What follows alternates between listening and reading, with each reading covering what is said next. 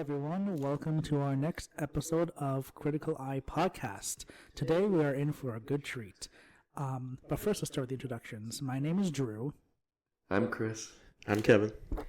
I'm Juan. And we're the Critical Eye. Can I just say real quick before we begin, we did 15 takes to try to get the audio right because we kept having issues. 15 takes. Not 15 not podcasts. Full takes, but like 15 15-minute long takes. Yeah, and I was going mad. Yes. So behind the scenes, last episode we tried using multiple mics instead. Usually we record this with one mic in the middle of the three of us. But last episode we decided to try each of us having our individual mics. And it has been such a mission trying to get these mics to work. That explains our last episode. I think Drew was editing and he said it came out a little bit strange. Not a little bit. Did you listen to it? I haven't listened to it yet. You don't want to. Okay. Yeah, it's unsalvageable. I still uploaded it because Content. so we can look back and realize what we did wrong. Yes. We didn't talk about a lot. We only talked about... We talked a lot about a lot, but we talked a lot for about nothing. Yes. It was only two movies that we talked about, really. It was K-pop Demon Hunters and... Caught Stealing, yeah. But... Yeah, as always, we got, what is it called? We got sidetracked, which is nothing new for... Oh, man. I don't know, I was trying to tell you to push in closer to your mic. The mic's probably but Drew just decked his hand. I was like freaking out for a second there because in the intro I accidentally brushed past the pop filter on my mic. That's what it sounded like if you Yeah, can't. Chris. I'm not gonna watch the episode. Yeah, I'm not gonna know what to do now. Yeah, what the hell? I just wanted to play a quick second. No, because they need to watch go watch the episode. Don't pre-watch it for them. Yeah, we made ourselves or Drew made us Huntrix. Chris, the views. We need the views. Yeah, we gotta figure out what kind of thumbnail to do for this one, but regardless, we'll figure that out. Yeah, we'll figure it out. We will all be the microphone. Dude. We could all be any microphones. Yeah. All right. But yeah, so I think we got the discussion of our tech issues out of the way. Hopefully, we decided that we have to be quieter. I think that's our issue. We keep picking up the other mics. Yeah. And if we don't talk, we'll be fine. But if we don't talk, you can't record a podcast. I'm calling this our NPR voices. NPR voices. Because if you've ever listened to NPR, NEPM, which is New England Public Media, they always have they also have really nice microphones, so their voices are always so crisp, and you can hear every single wet sound their mouth makes. Yeah. Do you know what I'm talking about? Chris, can I just say that I can tell how hard you are trying to keep I'm your what? voice low? I'm what? And I love it. I'm proud of you. How what I am? How He's hard not you're trying trying anymore. to keep You your said voice how low. hard I. Yeah, how hard you are trying to keep Oh. your voice low, Chris. Shut up, Chris. I was trying to give you a compliment. I'm trying. Thank you. I appreciate it, Kevin. Of course. I'm Because trying- usually, if you've seen any of these episodes before, I'm a me very and loud Drew are person. usually very It's quiet, noise. and Chris is usually pretty loud. I apparently scared Drew's wife last time we recorded. Yes, he Last did. time. The time before that? Yeah. Oh. Yeah, she was trying Oh. to take a nap upstairs. She thought Chris was talking to himself. My fault. I'm working on that. I'm a loud man. Yeah. All right, but Wait a second. Did Juan introduce himself? No. You didn't introduce yourself in the intro, Juan? Yes, I did. You did? James Oh, here okay. again. Well, because the last audio was kind of stupid, we have a fourth member now. His name is Juan. Hooray. Juan is going to be helping us out with a lot of our technical issues and with hopefully setting up video in the future. As I said in the last episode, he's basically our Jamie. Yes, he's our Jamie. I If don't you ever know watched that- The Joe Joe Rogan Rogan has podcast. a podcast help. Oh, thing. he's like, Jamie, play this. Yeah, Jamie, play this for me. Pull this up for me, Jamie. He's our shadow. says, He sits in the background and He'll be like, he will chime in Jamie, here and pull there. this up. I don't know what he sounds like. Yeah, he'll chime in here and there if he has a point to make. He will be a part of the podcast, but he will be more of our technical guidance. So thank you, Juan. We appreciate it, my friend. Thank you. Well, He's he's the guy in the chair. he's unemployed. Well, we didn't need to bring that part up, Chris. Chris. Oh, my I'm not goodness. laughing because there's I still get unemployment checks. I don't Yeah, that's care true. anymore. Good He for probably you. makes more than you in his unemployment. That's checks. true. Probably. My God, dude. Anyways, thank you for joining us, Juan. Okay. Okay, so that's that, I guess. Before we get into the actual topics of the episode, we kind of do you want to talk about how our potential new schedule for recording? Yeah, we can mention it real quick. Yeah. So Yes. the goal will probably be like every other Wednesday and Thursday. So every other week or so, there should be a new episode, hopefully. Hopefully, yeah. Yeah, it's my fault because So, it's- so I have a pretty busy schedule. I have work, school, and my son half the time. So I have every other Wednesday, Thursday off from work. I'll have school classes in the morning, but I don't have my son every other Wednesday, Thursday. So they're very lenient in helping me out with figuring out the schedule. So every other week we're going to record, and hopefully the episode That's will be the goal. out, the episode will be out a couple days after we record. So hopefully there'll be at least 2 episodes a month. Hopefully, hopefully, yeah. if things go planned. And But if I think as long as say for audio too, it should be pretty easy to record and upload because we don't have to sync anything and you just gotta make a thumbnail. Yes. And when we finally get like technical stuff down, maybe we can start recording like 2 episodes when we start recording, and then we can just upload them once a week. Yeah, like And record hopefully- 2 episodes at once kind of a hopefully, thing. Yeah. Yeah. Hopefully by the end of the year we'll be in a new place, recording in a new place. Yeah, we'll have a new studio. Hopefully. Hopefully. Yeah, hopefully by the end of the year, if everything goes smooth. But that's we'll- all behind the yeah. scenes stuff. But that is all behind it. We'll talk about it when that time comes. Yeah, all you guys really need to know for now is that we're going to try to keep a steady schedule for every other week. The good thing is doing it every other week. It'll give us more time to like get things ready beforehand. Have more, Yeah, we have a doc. We made a docket. Yeah, We we're did. doing that now. We made a docket. Thanks to Right. Drew. Thank you, Drew. Well, I just opened up a Google sheet and said, "Here we go." Yeah, but keep us organized. Drew actually has a lot of the good ideas that we have. We've been trying to do that with Discord too, but it's hard with Discord because you can't really like edit or add things into the post on Discord. That's why I was thinking the. I'm sorry, I thought Juan was trying to tell you something. Because he was Dude like, is drinking water. What are you talking about? He's just existing. Yeah, he's just on a My plane. bad, sorry, go ahead. I lost my train of thought. What were we talking about? Oh yeah, Discord. Yeah, yeah. So like, I would post our ideas on Discord, but like you guys couldn't edit it. You guys could just make a new comment, and everything just gets drowned out after a while. So I'm like, well, it's not, and it's kind of annoying having to scroll through or try to reorganize everything. So my thought process was, if we just do a Google sheet or something like that, we can edit and add and change things right then and there. Yeah. But maybe we should try. Maybe like we should still post the docket itself once it's finalized on the Discord. That way we can like reference it on Discord or Yeah. something around. I mean, we'll figure that out. I basically have been doing this just like in a small notebook at home for every episode, and I'll just bring the notebook and kind of read through the notes. At least this way we can have like all 4 of our. We can all see ideas our on the ideas. same- Wow. I forgot he was here. He's to my left. Guys, quiet.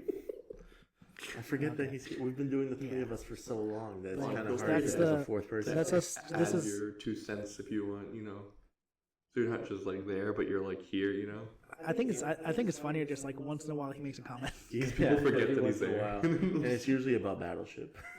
Starring Rihanna. That's like his favorite movie. He had to review Battleship. We should do an entire episode just on We Battleship. should do like for our channel, upload like a reaction video. We're all watching it together. Dude, for your birthday, we'll do a reaction video to Battleship. And then Green Lantern.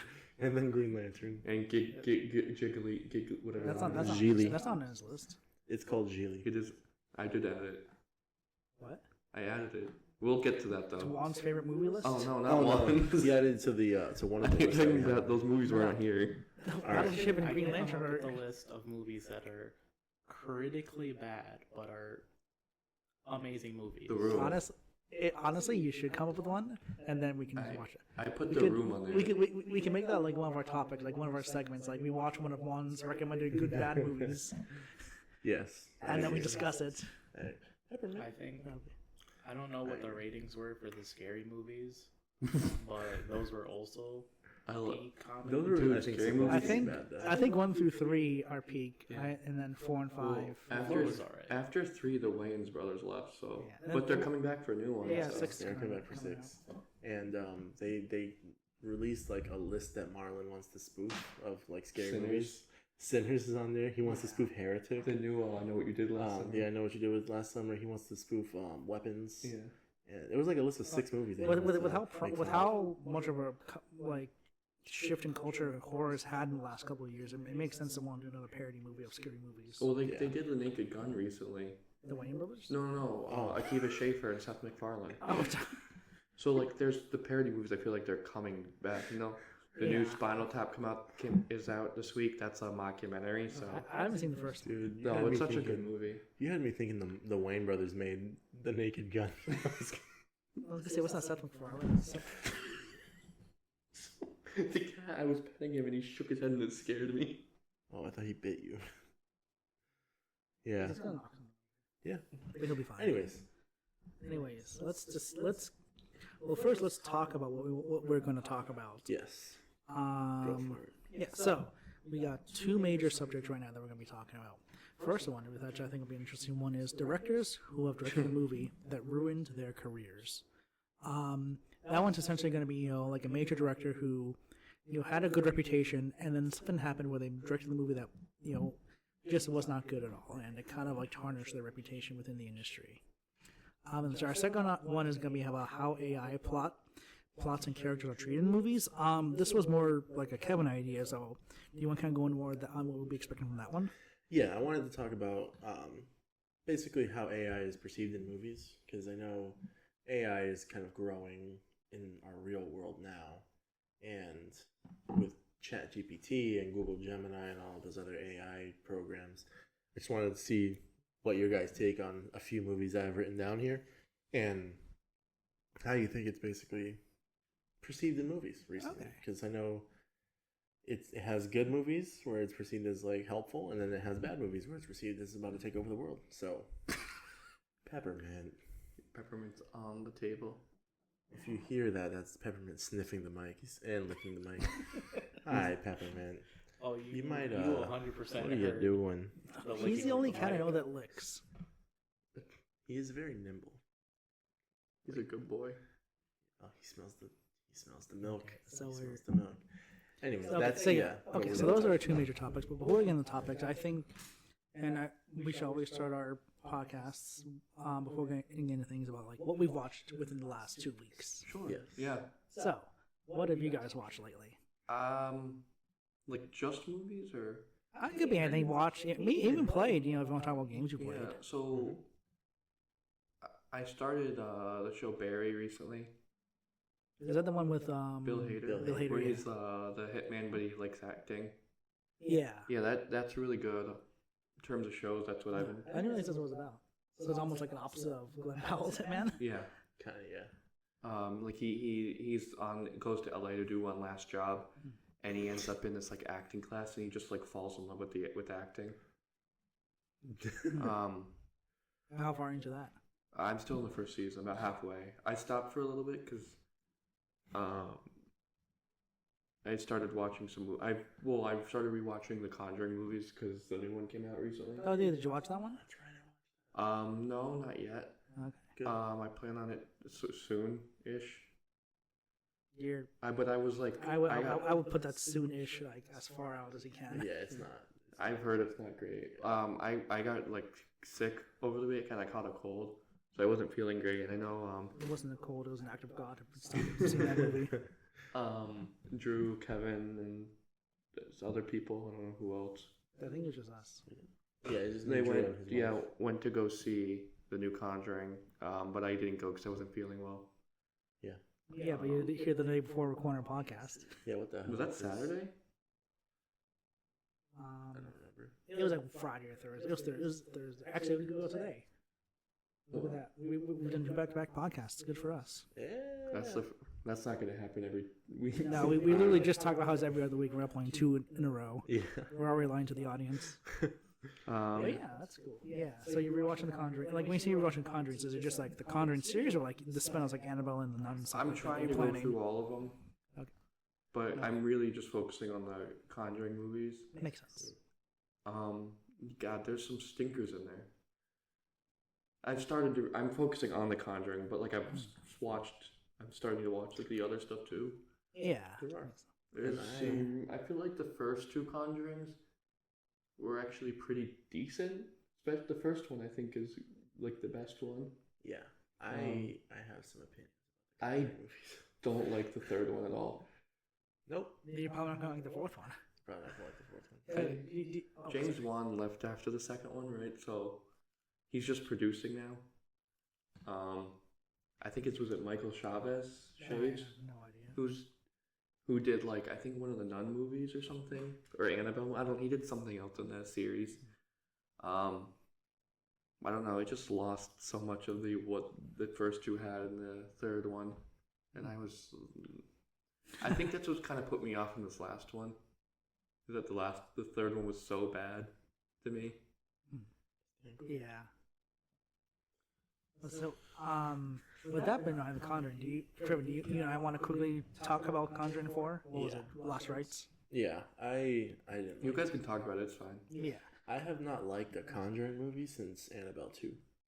Since then, it's just been shit. Which one was two? Creation. Yeah, that's that was the last good one that I thought, and then Creation. they I did, actually like Creation. Creation was Yeah. really actually it's one of the higher rated movies. Yeah, I don't know if I've mentioned it on this podcast. This story.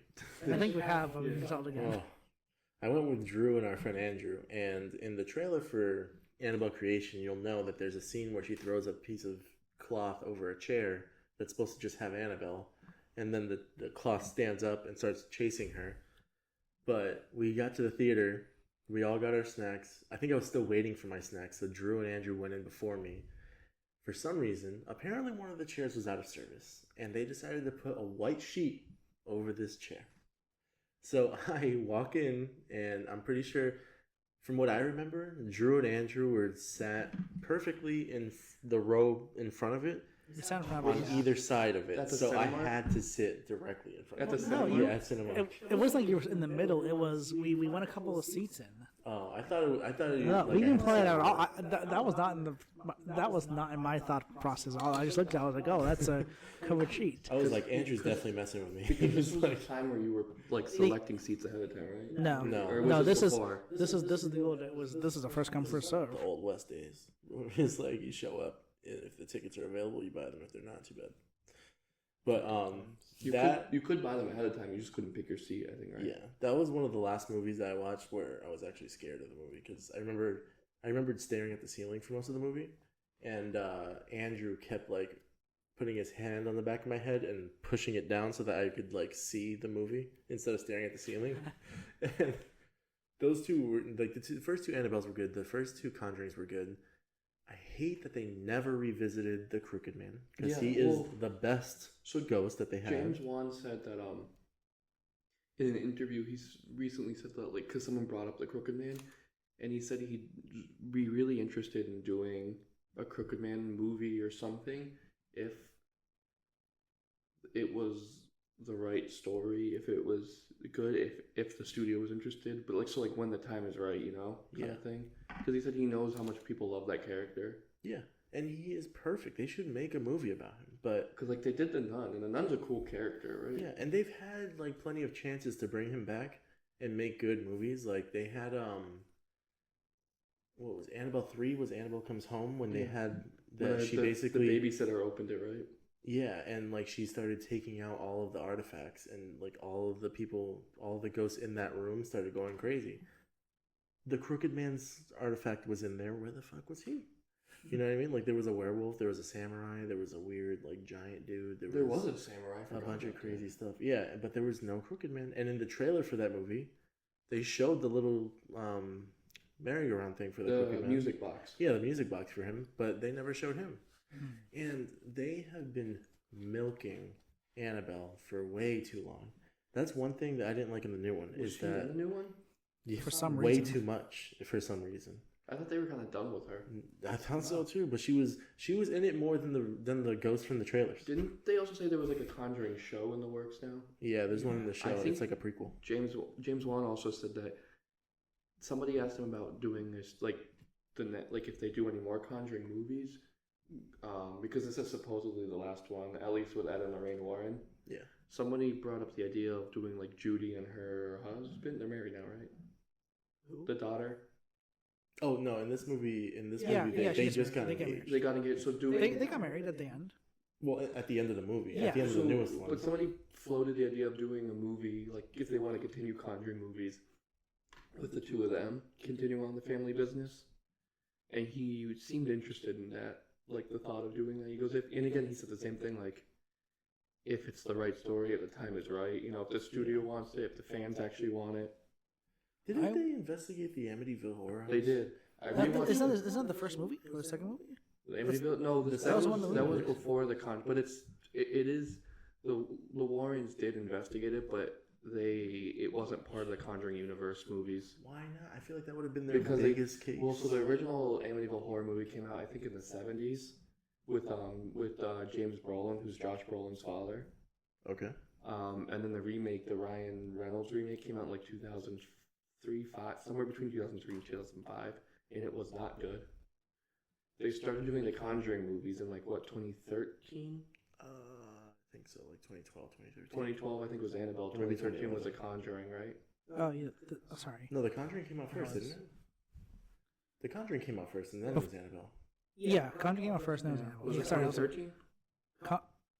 Because they saw Annabelle in The Conjuring, and then they were like, we need a movie about her. Yeah. And the first one was really good. In The Conjuring 2, the opening of Conjuring 2, it has the two of them at the Amityville Horror House as like a reference. It's just like... Yeah, because I was gonna say I thought they recreated the scene with the kid with like the glowing eyes, So that, but that was just like a short reference. Yeah. They never actually did a movie on They it. should have, dude. That would have been a great case. If I don't know how the show, I don't know what the plans are for the show, but I wouldn't mind if they did a show akin to like the X-Files, where every episode is like a new house that they investigate. I think that'd be a cool idea. They That'd did be say cool. that they did thousands of cases. So They like, have, that would be a good idea. They have like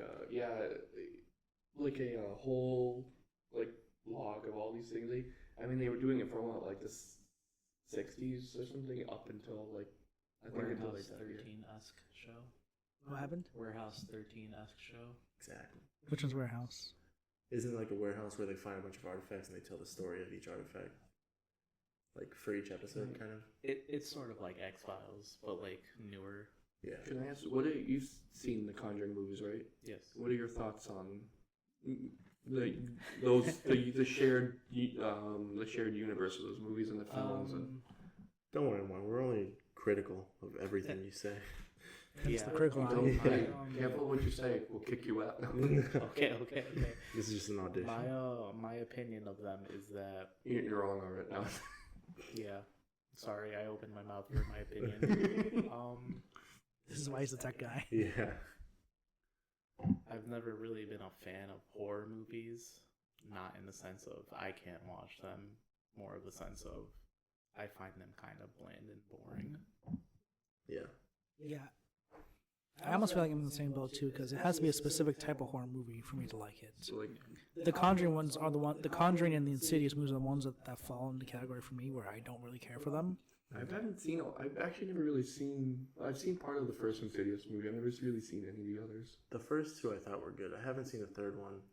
Then there was a fourth one that was weird. It was like the 5 Keys. The Red Door I heard was good. That's the Patrick Wilson one he directed. I heard that one was good. That's Patrick Wilson. That's The supposed to Red be, Door? wasn't the worst one, or is that?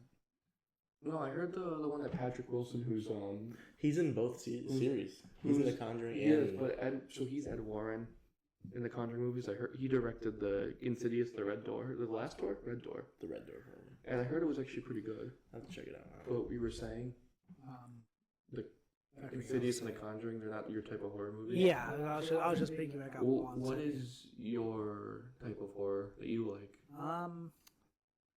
I don't know. I'm not really into like the jump scare kind of horror, so that's kind of why I get turned off by like the Conjuring and Insidious movies. Sure. I feel like that does get done. I think I'm more into like the slower burn ones, more like a Hereditary kind of movie. Yeah. Those are the ones I kind of like a lot. Like Hereditary, The Lighthouse, I consider like some sort of psychological. Nosferatu. I love Nosferatu. Yeah, that was Yeah, excellent. good. I agree. I think the biggest problem I have with horror movies is when you show me the monster way too much. And I've told you guys this before. I hate it because I can always figure out what's like prosthetics and what's CGI and stuff like that. And if it looks terrible, it ruins the movie for me. I like it better when I can't see the monster, but I know that they're there. I liked the Invisible Man a lot. The Invisible Man is The great. what's her name? Elizabeth Moss. Elizabeth Moss. I That's a haven't good seen the one, yeah. Wolfman yet, but I heard that was pretty good. Yeah, she's actually my dream cast for Harley Quinn. I think she'd be fantastic as Harley Quinn. But I think that movies like that are good and like slower burning kind of horror movies. But movies that have jump scares and they have like name value and stuff like that, they get too wrapped up in giving giving the viewer like an experience, Yeah. and they don't really make like horror. It's more of like an action movie at that point. I just want to say real quick, and I don't know if you guys want to move on so we Scream can movies. do our other stuff. Scream movies. Scream movies are different, but I'll get to that in a second. Well, The newer Scream movies are terrible. But the original four. I think jump scares, like, they can be cheap. They can also be done well, but they can also be overused, or to the point where it's very ineffective. Like, I don't get, like, what's the word? I don't get got by jumps. Is that the right? You don't get scared. I don't get scared or They don't startled by get jump you. scares that like as much anymore. It takes like a certain kind, I guess. Sometimes I get scared by the very first jump scare in a horror movie. Yeah. Even if it's not meant to be like super scary. Like I don't know if you remember Animal Creation when the little girl's playing hide and seek, and the dad goes boom, and I jump. Me too. So But that was the only one. But like the first one in the movie usually gets me, then the rest I'm fine. actually, it's remember not. that scene. It's not even really a. It's not a horror movie, but I just recently rewatched or saw the 50th anniversary of Jaws. I watched it in 3D, which it looked great, by the way. I've seen this movie before, and I know what happens, but I forgot because I haven't seen it in a long time. But there's a scene where I think it's Hopper goes down under the water, and he's looking at a boat that was attacked by the shark, Yeah. and he's looking in the hole because he goes, "I need to look at the hole" or whatever, and he's looking at a hole, and then a head just pops out. Yeah, I remember. And I know that happens, but I haven't seen it in a long time, and it actually startled me. Yeah. It's weird. 3D. because, Well, yeah. not, yeah. It's weird, dude. I hate sharks in real life. Like, I barely go into the ocean just because I don't like not being able to see what's underneath me. But shark movies are like some of my favorite horror movies. I asked my mom after I was telling her that I had seen the 50th anniversary of Jaws, and she was like, "Oh yeah," and I was like, "Yeah, I've seen the movie like so many times, and I love that movie. It's a great movie." I said, "Have you ever seen Jaws?" And she said, "Why do you think I don't go in the ocean?" And I was like, "So that's a yes." Yeah. See, But for Jaws, like I've seen it, but I've never seen it like all at once. Like It's so good. I've caught the movie on TV in like different intervals, like be the middle, the end, the beginning. Like I've never sat down and watched it from beginning to Didn't end. rewatch? I thought we watched it here once. We started watching it, Oh yeah, we never finished. and I'll probably watch the ending a couple weeks later. Then I'll watch the middle the week after. On Jaws, you seen it? you've seen Jaws. Thoughts? Which Jaws have you seen? The first one? Yeah. Okay. Have you seen any of the other ones? Have you seen any of the other ones? There's no reason No. to see. Jaws Yeah. 2 is actually not bad, but the rest. I'll put it like this: sharks are one of my favorite animals, and Sharknado is probably my favorite movie series. I think So it's I've my seen favorite Jaws. movie. I've Yeah. seen Jaws. The one with Fabio as the Pope. What? In one of the Sharknado movies, Fabio, you know the guy with the long hair? Yeah. I know He played the Fabio Pope is- in one of the Sharknado movies. The Fabio part wasn't the confusing part. The Pope part was the confusing No, part. that was I kind of like that though. Like it's really funny to me. Yeah. But going back to Annabelle and The Conjuring, Chris wants to move on. No, finish what you're saying though. I didn't like this one because, dude, they. I don't know how to explain it without like. Do you care if I spoil it? No, I'll watch it at some point. You would expect, right, the first plot point to be that they're going to the house to help them with, Right, with the because ghost, this right? was a real case. That's the And, second plot point. yeah, I heard They it was like spend the family entire drama. movie talking about family drama and like these ghosts terrorizing this family. They don't get to the house until like the midway through the movie or like the third The act. third act, yes. Yeah, the third act is when they finally make it to the house. It's like, what the hell's They going make on here? in the trailer make a big deal about how this case relates to their very first case. Yeah. Like supposedly There was- supposedly in the movie this was like the case that made them like stop doing investigations. Well, that's Or the ret- exact opposite of what actually. I the trailer says The that, trailer but that's the says that, exact but- opposite of what But happened. yeah, that's what because I've heard. They had already stopped and they were kind of forced to take this one. I also heard that Yeah. Ed's still dealing with his heart attack apparently from Yeah. the last movie. Like that's a problem that comes up. He's still having a heart attack 10 Yeah. years later. That's still the grasping whole on- reason. But like this is a real like in their case files. This was a real case, and it's always these movies have always done this weird thing where they exaggerate the case, like, and they portray the way it didn't really happen. Because if you go to like the first Conjuring, if you listen to like older interviews or read interviews with the family from the first, like the actual family, like some of them will be like talk about how like, oh, and then these mediums came into our house and they did a or like a seance or whatever, trying to communicate with the spirits to see what was going on, but then they ended up opening a gate that they couldn't close, like a door they couldn't close. So they're the ones that caused it, really. Yeah. But the movie shows them like solving it. So I don't like, but they've always been controversial figures in the world. I know Ed Warren is the only non-ordained like exorcist recognized by the Vatican. Because to be recognized as an exorcist to perform exorcisms, you have to be recognized by the Vatican, and you have to be selected. You have to like go and do all these trainings and all these. Not every priest is an exorcist. No, not every priest. And so Ed Warren is the only non-lay person. Juan's not. Are you an ordained exorcist as well? No, I'm just an ordained priest. Great. But what is it? He's a non-lay. That's the term, right? A what? The only non-lay person, right? Yeah, not a non-lay person. Yeah, who's recognized by the Vatican as an exorcist, which I think is kind of cool. Yeah. I don't know where you guys fall on that stuff, if you believe like that kind of stuff. We don't have to get into it if you don't want to. That's for another episode. That's for another episode. We can do like a Halloween episode and talk about Yeah, like horror movie, talk about that, you know. Mm-hmm. We could do a horror, like a scary episode. Maybe for Halloween in October. Then Scary the eye. video want to really be scary. We'll call it or so scary eye or pink eye or something. I don't know. That's I scary. have an idea for October, by the way, and it's for Letterboxd, but I think I'll talk to you guys after about it. Okay. Yeah. Yeah, I mean we can move on. I haven't liked these movies since Annabelle 2, and Yeah. I mean a big part of it is that I thought it was because I saw a different production company in the credits, but I just looked them up and they've been in there the entire time. Well, because they have the rights. But I thought Atomic Monster was the one that like just showed up after Annabelle 2. No, they've been there. I think they got different. I think they got a different logo. Yeah, They have a different logo, right? Possibly. Okay. but it's been what over 10 years, so. Yeah. Yeah, but like I thought that they were the ones who ruined it, but I mean, I gotta be honest, like when the Nun movies came out, I didn't see them in theaters because I'd heard they weren't great. I was kind of interested in seeing them because I was like, oh, you know, Valak is like I think Valak's a cool character. I think, you know, so I was like interested to learn more about Valak's history, but then they were just boring. yeah, they weren't very. And half the movie you couldn't see what was going on because it's so dark. Yeah, the only one I remember being like okay was the Curse of La Llorona. Oh, I heard. I thought it was okay, but like I don't remember it being like significant. You know what I mean? Juan has thoughts. He's laughing.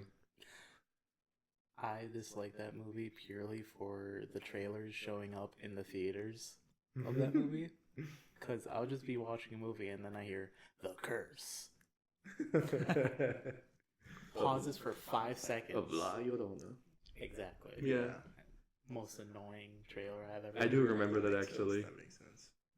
But I think Drew's right, which is a lot of horror movies nowadays they try to appease to the viewer, but if you take all of the elements of a film and you turn them, you know, into a horror element, you have things like atmosphere, like music, like, you know, visuals. You have, you know, camera movement, everything. Even jump scares can be, like you said, They can Chris, be effective. They can be effective if done correctly. If but done in a way that's not like just a cheap, like a cop out, you know, Yeah. just for a scare. but I've seen a lot of movies where it's like The Conjuring, and I just know that this jump scare is coming. Well, I like stuff like Evil Dead Rise, right? I thought did a really good job. It would do things like the camera would just like stay on things for like a little while, like it wasn't afraid to just do that, and you'd be expecting something to happen, but nothing would happen. Yeah, or even like Weapons. I got scared a few times. Oh, with Weapons was jump cool. scares. Yeah.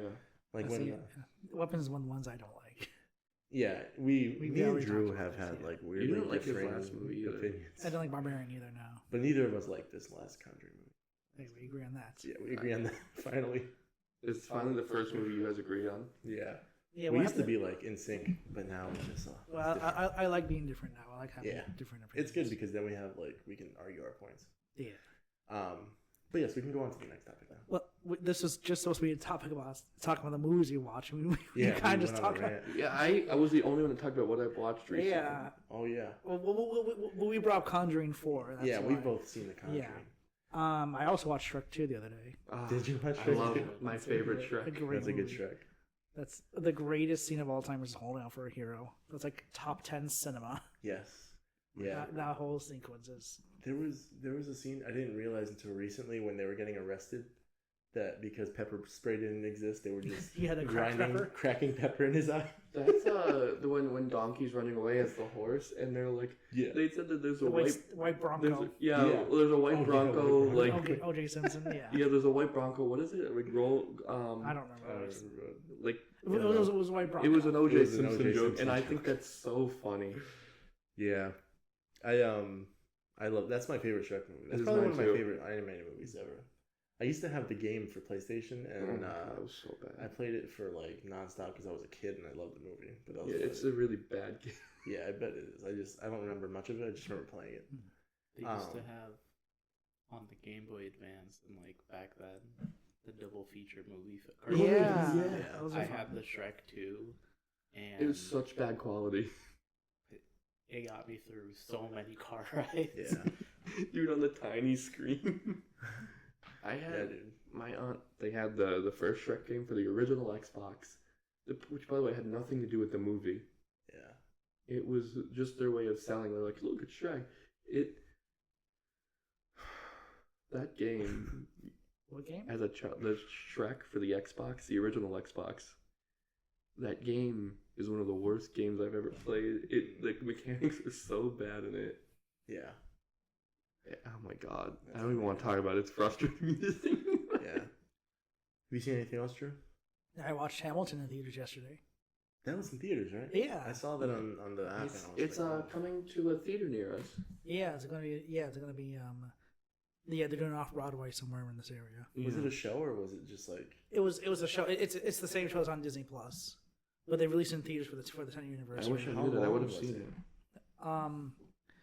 It's a little over 2.5 hours long, and then in the beginning they had like a 15-20 minute like interviews with like the cast and everything like that, talk about their experience and 10 years later what they thought and everything like that. So, Is wish that I how saw long it. the show is? yeah, and then there's a 10-minute intermission between Oh. the acts in the show as well. I thought mean, it was the movie- longer. I thought the show was like 8 episodes, 45 minutes. What Hamilton. movie? Yeah, I've never seen Hamilton. I didn't- It's a Broadway musical. Oh, Yeah, so how long are the episodes on? it's not Well, an Broadway episode. Broadway it's doesn't a have whole episodes. Broadway is a musical. thing. The musical that they. on there is the actual. It's literally musical. they Yeah. filmed like they filmed them Yeah. acting out. Oh. They filmed one of their performances, yeah. performances. So Yeah. then I'll have to watch it. That's the one with what's his name?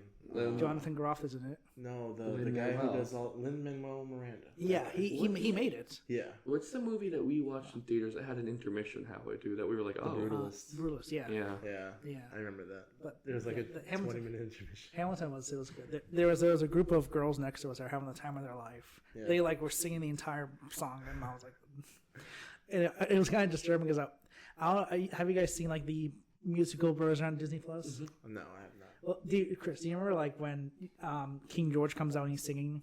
Yeah. And then- yeah. You know, I got copyrighted with things. But no, I'm let's just say, glad you I don't know if you know, thought but like about this thing where he starts spitting and Yeah, I everything saw like that. But first of all, I think they removed it from there because I didn't see that. But like those girls, like the second he came out to me, one of the girls screamed, "Spit on me, George!" And I'm like, I'm just like, what? That's really funny. What if it was like in 4D? Yeah, he's not supposed to. It was just he was 4D. the way he was singing, like he just started spitting. He was and just singing. enunciating really hard, like going really hard, and it was just like, you know when like a light shining out, someone's talking, you can see the spit. Yeah, It was that, but it was just a lot. that's funny, dude. John, I like I've Jonathan never seen it. I Groff. gotta watch it. You see anything else? K-pop Demon Hunters again? Imagine going to that sing along in theaters. It was in theaters. It was no, I'm saying imagine how like hard We that would be. should have went. What else have I seen? I posted something on Letterboxd recently. I forgot what it was. I've been keeping up with Peacemaker, and that's actually not a bad show. Well, the new episode's out The tonight. new episode's out tonight. I gotta watch I've been it. watching it But too. I wonder. I think James Gunn is a genius because it's coming out simultaneously with the end of his WWE run, the Yeah. end of his retirement tour. John Cena. Yeah, so everybody's all about John Cena right now. So- And, like, they're gonna watch Peacemaker, That's obviously. They So like, he's a genius. He's really smart. John Cena. James Gunn said that season 2 of Peacemaker leads directly into the next Superman movie, which is Man of Tomorrow. Yeah. which is going to be a Lex Luthor or Superman team up movie, which is based on the same comic of the same name. Interesting. So I Very got to see this. interesting. Yeah, I'm looking forward to that one. Yeah, Lex gets his think- power suit in the comic. I think it's interesting that I don't think he had a second Superman movie planned until the first one came out, and now he just immediately was like, "Yeah, we need." Well, to I think he he had a had an roadmap. idea. He was trying to build a whole universe. I Yeah. feel like he wouldn't have tried to build a universe without a Superman sequel. But I He feel had a like he had roadmap. other- No, he had a roadmap of like things that these are things that I want to do.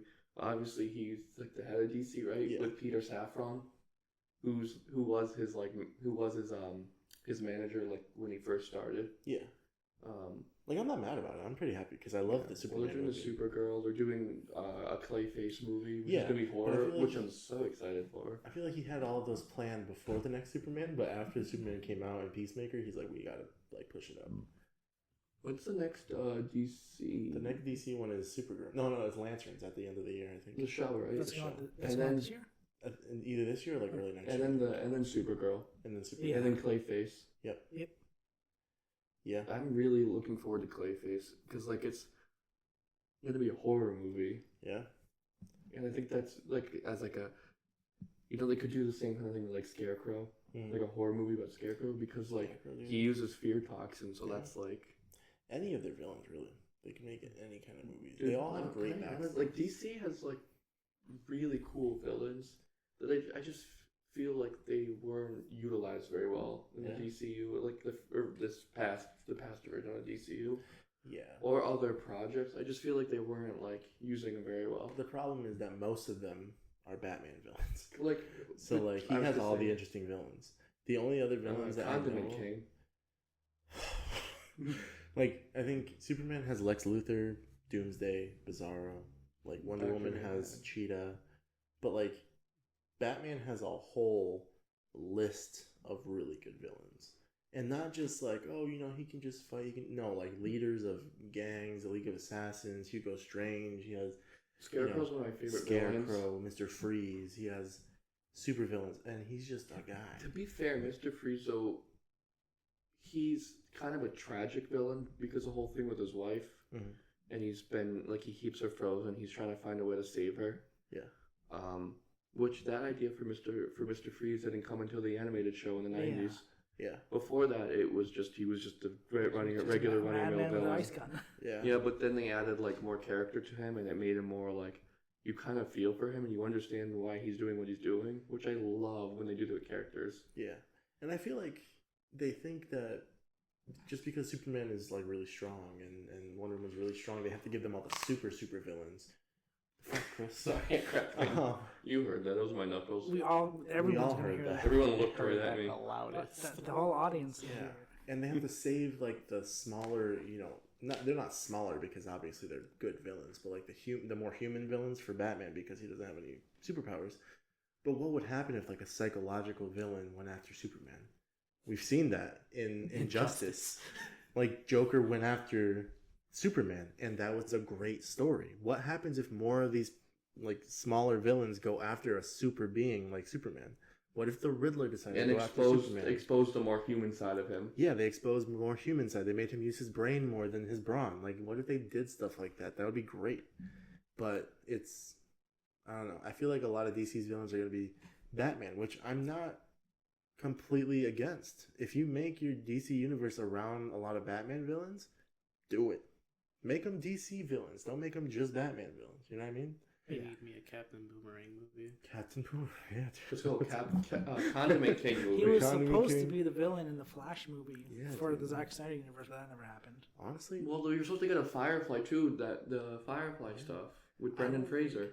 Yeah, for Supergirl movie. Yeah. Not Supergirl, Batgirl movie. Batgirl movie. That Yeah. I was like, Brendan Fraser, sign me up. The movie was Can't that complete. one, dude. The movie was complete, and then they can't. Which I They was like, canned it. that sucks for the people that worked so hard on that movie. The movie was complete. They canned it, But but then they released the Flash, which was terrible. But regardless whether that movie was going to be good or bad, like people worked hard on that movie, and it was It's complete. complete. Now you just fuck threw it in the trash. It's, And they it's they like- get more money from the tax write off. That's the Yeah, thing. yeah. That's the thing, though. That was the thing, and they were losing a bunch of money at the time. Yeah. And I'm like, do you know how, like,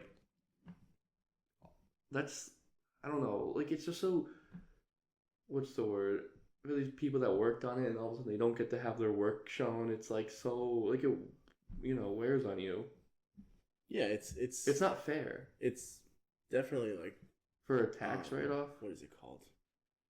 It like morally, it just diminishes morale. You know, if you think that if you can get to the point of making the entire movie and it still gets canned, what happens when you're at the beginning and you're excited for a movie? It's almost you don't want to do it because you feel like it's just gonna get canned anyways. Warner Bros. And DC were basically like, "Oh, your work doesn't matter." Exactly. Well, they all got paid anyways too. Yeah, They but got paid still, anyways, but that like- was like they put years of work. Yeah. into Oh this yeah. I know. project. Yeah. And just to be like, no one's ever gonna see it. Yeah. But yeah, I think the DC is in good hands though with James Gunn. Yeah, I trust him. I like his colorful style. It's great. That's the thing. I love that. And I've always said if I could make a project, if I could make something, it would be a mix of like James Gunn and Edgar Wright, kind of like that colorful, witty, like poppy, that like fun. Yeah. I'm interested to see if the Batman is in the universe. Is technically supposed to be. Is it? I think he said Because it, Peacemaker had different logos for like the Gotham Police Department. I We were think he talking said about it's that. going to be I thought the commercial said because like an Elseworlds kind of thing. because they're bringing Batman to Clayface. Yeah, no, but I think he said it's going to be like an Elseworlds kind of thing. So that's their version of like the multiverse. Okay. But also like how they're gonna, because even if it's not Matt Reeves' Batman, Batman is a naturally like darker character. How he's gonna fit into this colorful universe, I'm interested to see that. Like, is he gonna still be the Dark Batman, or is he Dark gonna give Knight? him? Is he still gonna be the Dark Knight, or if he's gonna give him the classic Batman suit where it's blue and gray? He's gonna talk like That's this. gonna be crazy. If he gives him like the classic Batman suit, the blue, the gray, and like the yellow logo, Or the bat nipples. What would the real classic one, like the purple? Oh, that would be insane. Gets the bat nipples like the George Clooney. Yeah, dude. When was the last time we saw a suit like that? Nobody's done a suit like that. And even Tim Burton's movies, he's always been black suit. Well, And shut up, Chris. He's always been in like a black suit. Christopher Nolan, he was in a black suit. Zack Snyder, everything. yeah, but he's if you always look been at in the a black history of the suit. suits, like there was a rainbow suit at one point. Yeah, There was there's just been way so back. many. I don't know. Way back. It was like Robin had like broken his elbow or something, and so but he still wanted to fight crime. Yeah. So to like distract people from the fact that so they couldn't figure out who Robin was. Yeah. Because as a civilian, he's walking around with it, like the cast and everything. Mhm. But then as a superhero, he's also walking the cast. So Batman didn't want people to put two and two together. So he got a rainbow suit to distract people. Yeah. I am really interested to see how he brings Batman, and I'm also interested to see like what other heroes he brings in, because he's only brought in Superman that people is like well known. I didn't know who Guy Gardner was before I watched Superman. I didn't know much about Mr. Terrific besides the Arrowverse. Let me I tell know a you, lot I am about a any of them. connoisseur on the Lantern Corps, Oh, Yeah. and seeing a Guy Gardner not only played by one of my favorite actors, I love Nathan He's Fillion. fantastic, dude. but this He's just gives me hilarious. hope that we're gonna get a Brightest Day, Darkest Night series, and if we do, people will hear my opinions. Yeah. It'll just be the one episode. Yep. The one. And in terms the of, one like- episode. Because they bring in Guy Gardner, what's next? Kyle Rayner, what's next? A proper Hal Ooh, Jordan, Kyle what's Rayner. next? Oh. The Red Lanterns, Blue Lanterns, Red Indigo. John Stewart. They do their Wait, no, White that's not Lantern his name. series. No. They bring in Hand himself. They bring in the purple guy. Who's the Stewart one? Who's Stewart? John Stewart. Is it John Stewart? Yeah. I thought that was him, and I realized isn't John Stewart a He's a late talk night show host? But same name. The same name, right? Okay, I'm The not big purple alien lantern. interesting. Which And one? Atrocitus. I forget. Kilowog? Yeah. I couldn't remember his name. Yeah. It's been a long time since So- I've watched the show. We get all the lantern rings, all the emotions. Either Yellow way, Lanterns. all of the Infinity Stones. All of oh my god. Bring Either in the way. Orange Lanterns. No one knows who the Orange Lanterns are. No. I didn't even know there was an Orange Lantern. DC They is- represent greed. Dude, Either when are we way, gonna get, like, guys. Martian Manhunter? We did in Zack Snyder's. No, but like now, Justice or League. like Brainiac, or like Either way, we're getting very off topic. Yeah, I'd like to talk But- about directors. if we like to move on, directors who ruin I wanted to their talk careers about with one movie. lanterns. Actually, what we can start with is a director that you just mentioned Zack Snyder. Who I mentioned? Yeah, you just mentioned Zack Snyder's name. I don't remember saying his name. Someone else did. No, you said it. All right, fair enough. Somebody just said Zack Snyder. Hello. Hello, Drew's wife just got here. Drew's wife just got here. How are you? She says Hi, hi. Drew's wife. Good, good. Hello. Sorry to That's Hello, okay. first guest That's on our okay. podcast. Wow. Yeah. Well, he was here last Oh, time. Juan's a part of the crew now. He's our Jamie. Yeah, he's our guy in the What chair. about Peppermint? Oh, Peppermint made a real impact He earlier. came right up on the table and He was started like sniffing sniffing the Juan's mic. mic. He started licking the mic too. I was like, whoa. Listen, I'm working really hard on like using my professional voice, so I don't scare you when you're trying to. She appreciates that very much. Yeah, Bye bye. that was a nice little cameo. But yeah, we can Zack Snyder. So I've seen a few. I haven't seen any. Actually, I'll be honest. I haven't seen any Zack Snyder movies before. He did Watchmen, right? I believe he did Watchmen. Yeah, that was not a good movie.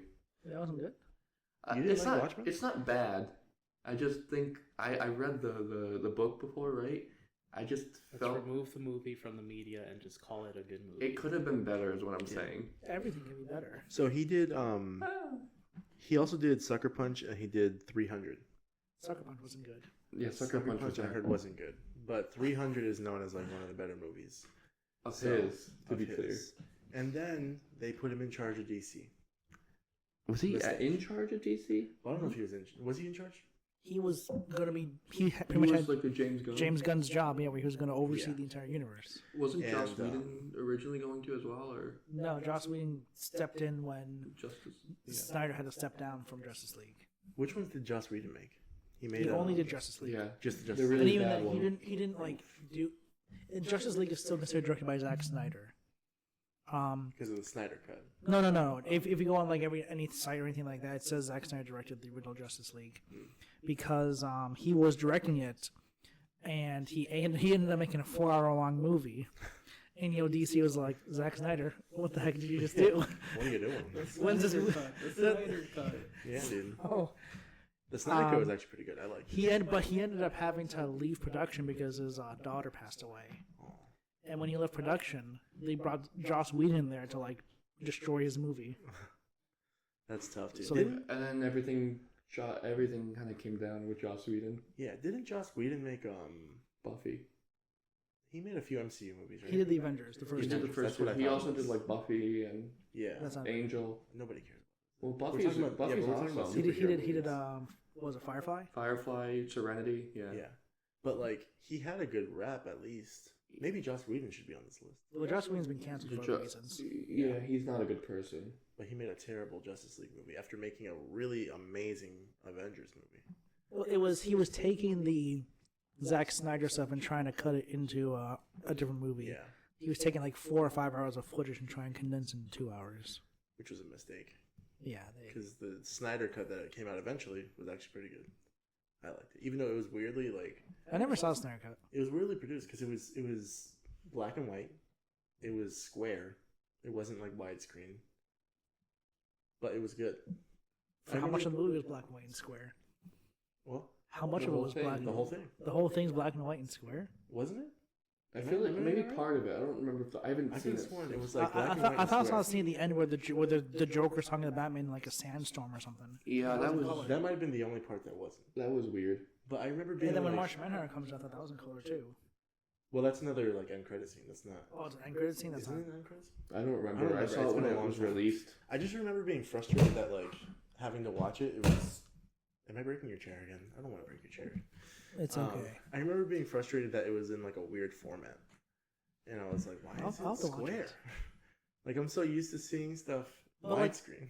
The whole thing's in black and white because I saw like comparisons on different shots between the Zack Snyder I and could've the sworn it and the was. Joss Whedon cut, and like they were cut in color and they were Leave a comment. Let us like know. I did not see the movie, so I can be spraying pure propaganda. Zack Snyder cut of Justice League. I could have sworn. But- No, it is in black and white. At least the poster is. Oh, I don't know. We'll look it up after. But I could have sworn it was in black and white and square, and I thought being frustrated because I was like, I'm so used to widescreen. Why do that? So would you consider the Zack Snyder cut of Justice League to be kind of his comeback from the downfall he had with movies like Batman vs Superman? It could be, but I haven't seen anything from him since. He did Army of Darkness. Oh, not Army of Army Darkness. of the Army of the Dead. Dead. Yeah. Army I of the haven't Dead, seen yeah. it, but I actually heard that one was pretty good. I enjoyed that one. So maybe yeah. he is making a comeback. I don't know. And I thought he did some. He did, oh, actually no. He did Rebel Moon. Oh, So I don't know if those are coming because Those aren't good movies. yeah.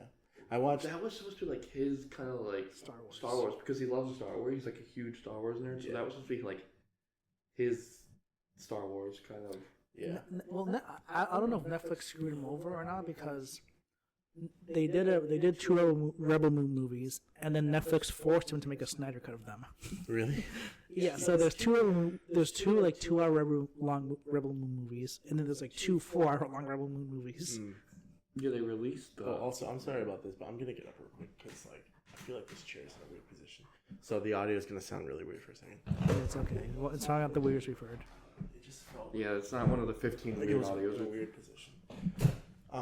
This whole thing talking be ugly as well, anyways. Yeah, but Zack Snyder. I mean, I guess he's making a bit of a comeback, right? Because he's Yeah. There was in that episode. So I watched the new season of Rick and Morty. There's an episode with James Gunn and Zack Snyder. Yeah, we were talking about that and before. it was funny because there's like Zack Snyder and James Gunn are in line for lunch or something like that, and they interact, and Zack Snyder's like, "That's not how you make a superhero movie. They're not supposed to talk." Like making fun of his 12-minute scene in Superman where they're just talking, the interview scene. And he's like, they're supposed to fight and this and that. You gotta do the camera like this. And eventually James is like, shut up! Like, get out of my face. I know how to make a superhero movie. And it was a funny little like interaction. That's probably the best part of the entire season. It was pretty funny. Yeah, I saw that clip. Yeah. So Zack Snyder's probably just making a comeback now. But there are others that you mentioned that are actually, There's a few. Yeah, we have a list. Yeah, we Yeah. any. Do you want to go into the history of Zack Snyder before we move on, like his movies, or do you just want to mention? Well, there's another DC. We went over a few of them. Like he made 300. Yeah, He made Watchmen, which I thought was good. I like Watchmen. those are considered good movies, especially at the time. I'm pretty sure wasn't Jeffrey Dean Morgan the happy face guy? I forgot his name. Happy Feast guy. He was part of the Watchmen. He was the yellow and black. I think so. Wait, who Yeah. was? He was the Jeffrey comedian. Dean The Morgan. comedian. The Yeah, comedian, yeah, that's yeah, who it yeah. was. Jeffrey Dean Morgan is fantastic. I fucking love that guy. And I didn't realize he was a comedian because I haven't seen the movie in a long time. But that sounds perfect for him. But I heard the Watchmen. I mean, from what I remember, I like the Watchmen. Then there's also the show, but Yeah, Zack but the Snyder show's didn't not the do same that. person. Yeah. Yeah, we're talking about. But the show I heard is good too. I don't know. And then Sucker love Punch, the I've never book. seen Sucker Punch. Okay. Sorry, Yeah. it's one of my No, that's favorite okay. like books. Yeah. Shall we start going down the list of We have other directors? we have another DC Yeah. one that we can start with too. Yeah. Okay, you go. What are you talking about? Todd Phillips. The one that you're on right now. Oh yeah. You got Todd That was Phillips with Joker too. Yeah. Yeah. Okay. Yeah. That's actually the first one I'm going to talk about. Yeah. Yeah, can I be I feel like because Joker 2 was just abysmal. Like I kept looking at my watch. I felt like it was giving me a headache. In the movies. Yeah, While people are trying to watch the movie. yeah. I kept looking at my watch because I was waiting for it to be Wait. over. So was your watch lit up? It doesn't get bright when I'm in a theater. So Yeah, how do you yeah. know what time it is? That's rude, Chris.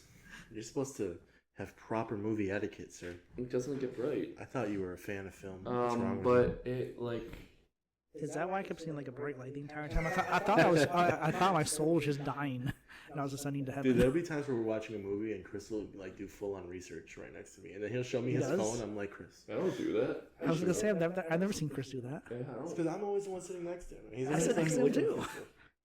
He'll do like a quick research and then he'll show me like a Google page. What? You've done it a few times. I forgot. In what the it was. middle Not of recently. In the middle of not recently, Chris, but that actually just proves that you've done it before. Yeah, the thing I don't remember. I think the doing last it. time you did it was like Jurassic World Rebirth.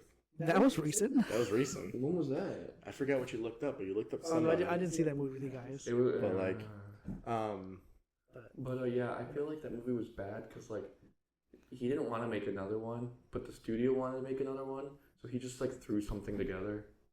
Yeah. Is Did what he the really? story is. Yeah. that's such a shame. Because like he was so good. Well, I mean, going into like Todd Phillips' career, he kind of his movies started off as like comedies, almost generic comedies. Hangover. And Hangover was like a good movie, like that kind of like got people interested in him. And then he did the Hangover 2 and 3, which were mixed reception. Other one he did was Due Date, with Downey Jr. and Zach Galifianakis. That's a funny one, Yeah. yeah. But he didn't really have this like known history of making these kind of serious movies. So when you hear that, Yeah, War Dogs as well. yeah, oh yeah, he did War Dogs. I like War Dogs. Yeah, so which is another like kind of comedy-ish movie. So when you hear that the director of The Hangover is making a serious drama about the Joker, About the Joker of all people. you're like, what? He also did the Starsky and Hutch movie. To be fair, That doesn't.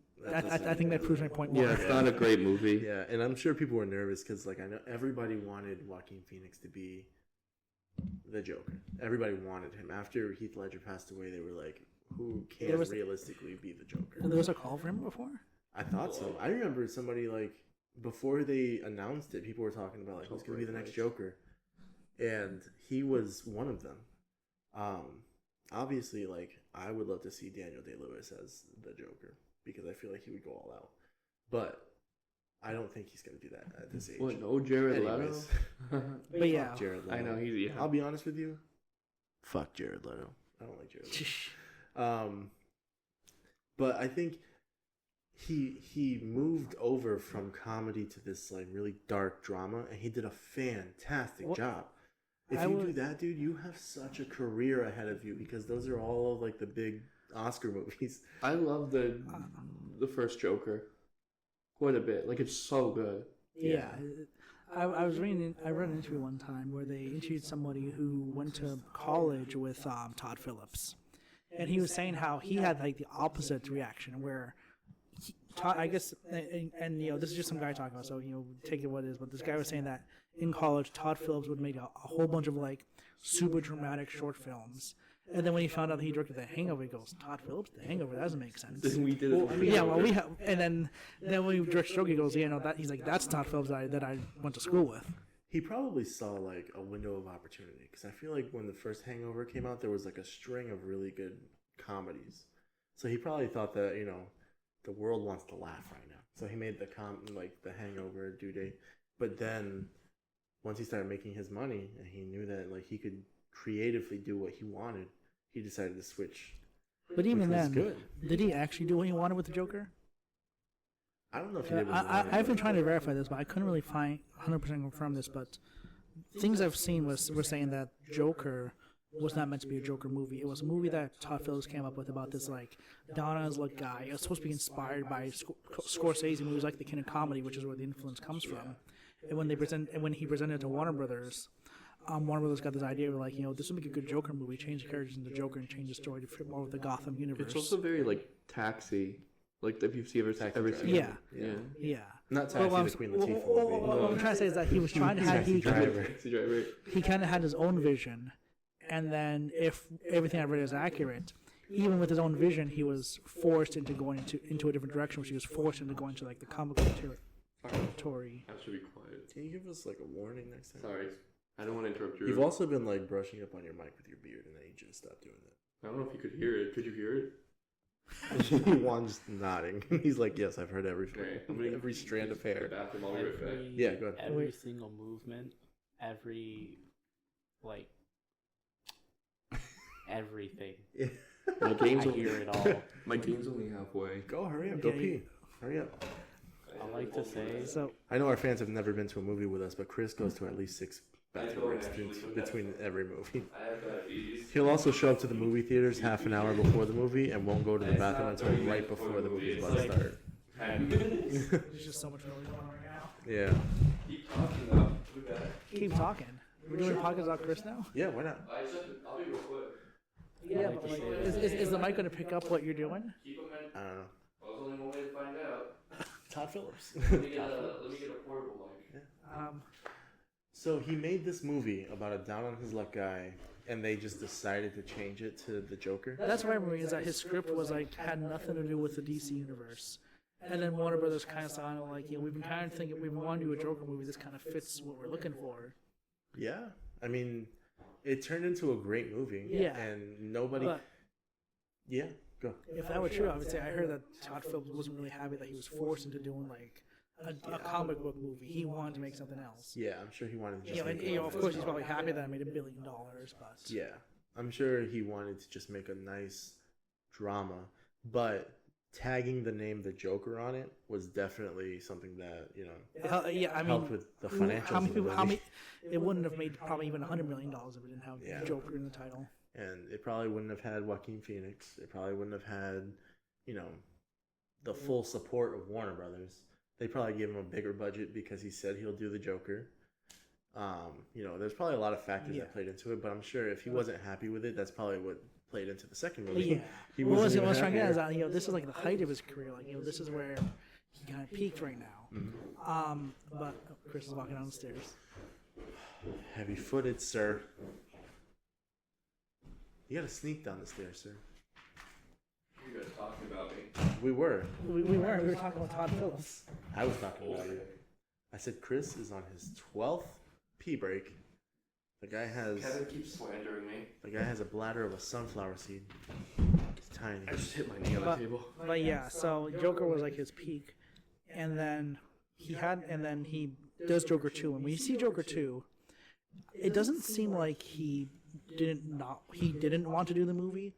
I think what ended up happening was Warner Brothers said, "Hey, you just made some $1 billion. Do whatever you want." And he goes, "Oh, cool! Like I can really do anything." And so he decided to make his own like art house film. It's like a jukebox musical is what they call it. Yeah, well, I mean, it's like a lot more artsy than Yeah. the first Yeah. Joker, and It was just messy though. It was, yeah. And I thought, like, you had such a good start to it. And obviously he's in prison now. But you had such a good direction that you could have taken, and he went for like a courthouse drama. yeah. Musical. And my biggest problem with it was that it felt like, and obviously it makes more sense when you realize that the original character wasn't supposed to be the Joker, but like it felt like Harley Quinn was influencing the Joker rather than the other way around. That's supposed to be. Usually the Joker is the one in charge of the relationship. Well, I mean, I thought that was a unique twist to the character. I thought so, but then they didn't do it very well because he just started like showing off for her in the middle of the courtroom instead of actually being a prominent figure and doing like his own things. It felt like he was only doing them for her, and it turned into like a love story instead of this dark drama about mental health like the first one was. It should have just continued off of that, and like she just was there egging him on. But it turned into this like stupid love story because he wanted to impress her, and I thought that was the dumbest thing ever. And then the courthouse thing where they let him be his own lawyer. I thought that was funny. I thought it was cool at some points where he showed up in like full clown makeup. But then when he was interviewing people, it also like there was a small part where I thought it was gonna turn and it was gonna be a good movie.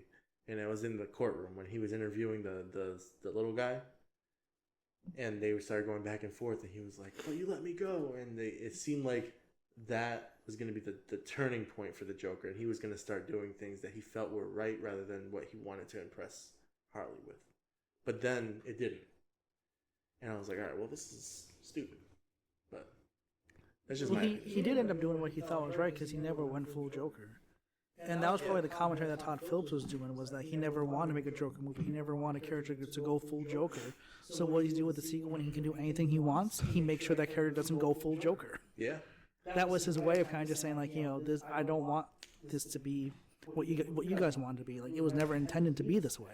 That's a fair point, yeah. And that's what I'm saying is more like an art house, like overly symbolic film. It's representing of what he wanted the Joker to be. Or his film to be, rather than what we all ended up interpreting it as. That makes sense. But also... Oh, I'm not defending it. I still think it's a bad movie. Yeah. It makes sense. Drew loves it. I saw it twice in theaters. Why? I saw it twice. Why? Because it dragged, so I'm like, listen, you gotta see this. I know you love Joker, but you're not gonna love it after this. A friend of mine wanted to go see it, and I felt kind of bad because like they have kids, and this was like one of their date nights they get once every so often. They wanted to see it, and they asked me if it was good, and I was like, yeah, it's good. And they went and they saw it, and they were like, that was shit. I was like, I know. They're like, why did you let us go see that? I was like, well, because it was your only night out. Did you want me to tell you you're walking into a terrible movie, or did you want me to... You could have seen any other movie. Yeah, you could have seen any other movie. Well, I was saying, you could have told me to go see any other movie. Well, there were no other movies out. I was like, I don't want you going into a movie like, oh, this is going to suck. You know?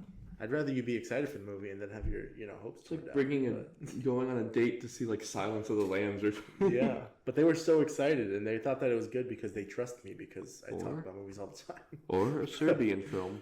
I completely just destroyed them. Drew looked to be because I mentioned a Serbian film. It's a very disturbing movie. Is this one of those parts where he just kind of? Yeah, he just whispered Serbian, and I'm like, I said, or like bringing a date to see a Serbian film. Do you know what that is? I know what it is. Yeah. I've never seen it, but I know. I've never seen it. I But just know what it is. You know what else people haven't seen? Cats. Yes. Yes.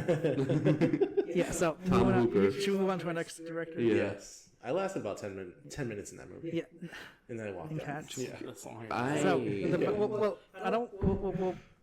The thing we're trying to do with this section is I think we should talk about the directors, kind of their backstory, like the movies they've done, Yes. and then get into like what we liked about their previous movies, what we didn't like about their bad movie. So Tom Hooper, he's directed a handful of movies before. Most notably, he directed. Layman. Right. Layman. He did direct Les Mis, yeah, but I would say well first he directed The King's Speech, which won Best It's Picture. a good movie. So he's a well acclaimed director, well liked in Hollywood. And then I don't know if it was follow up, but the next big movie that he did was Les Miserables, which is a musical. So and that was also very well received. I don't know if it was nominated for Best Picture, but I got a lot of Oscar buzz. Anne Hathaway won Best Actress for that movie, supporting actress. I love So Les like Mis. he has two projects that were really well renowned. And what does he do a few years later? He does Cats. Cats being One of the This worst was a- movies it's ever. it's a well-renowned Broadway musical.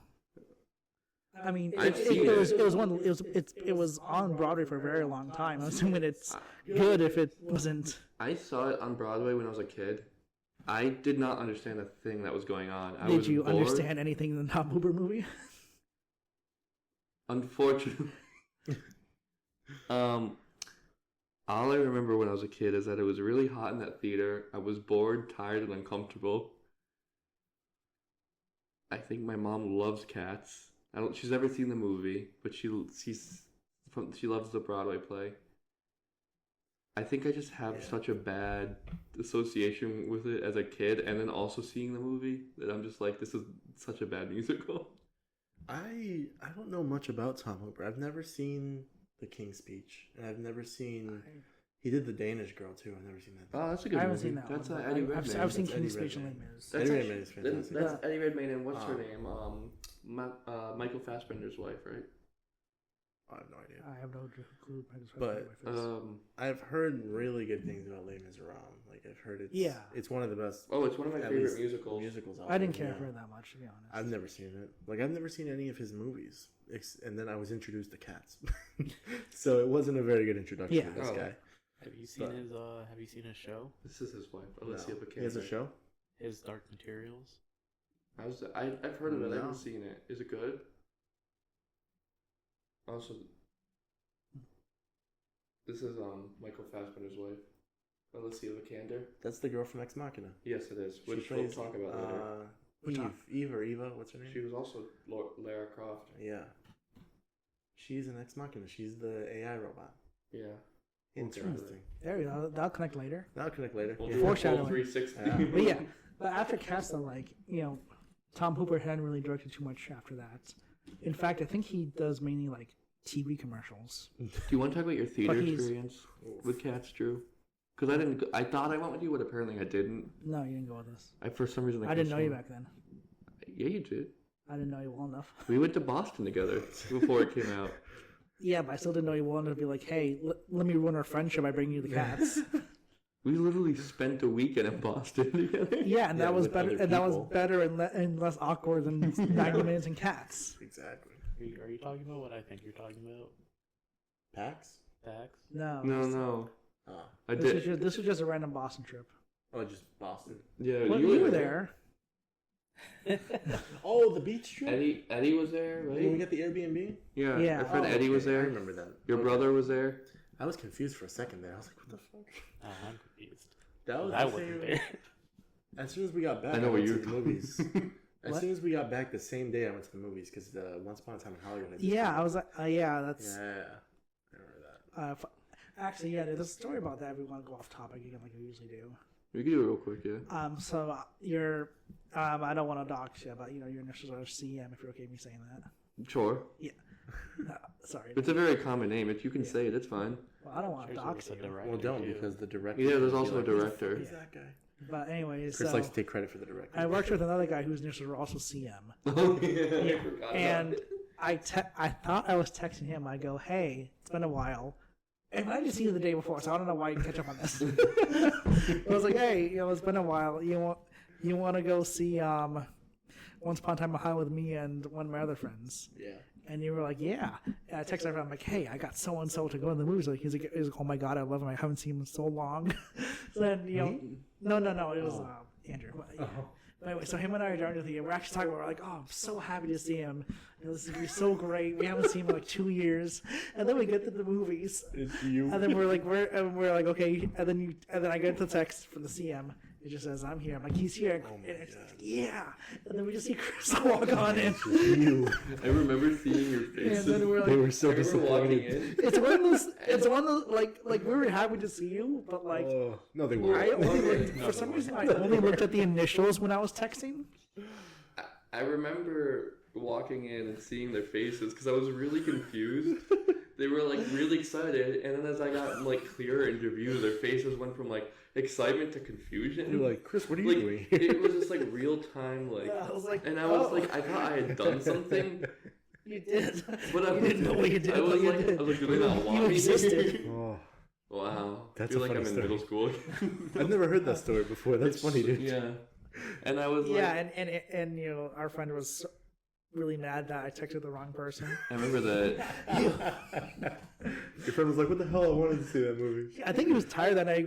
He goes, I wouldn't have gone out this late if I. Andrew was like, it said to me, he goes, it's not you, it's just, we haven't seen Yeah.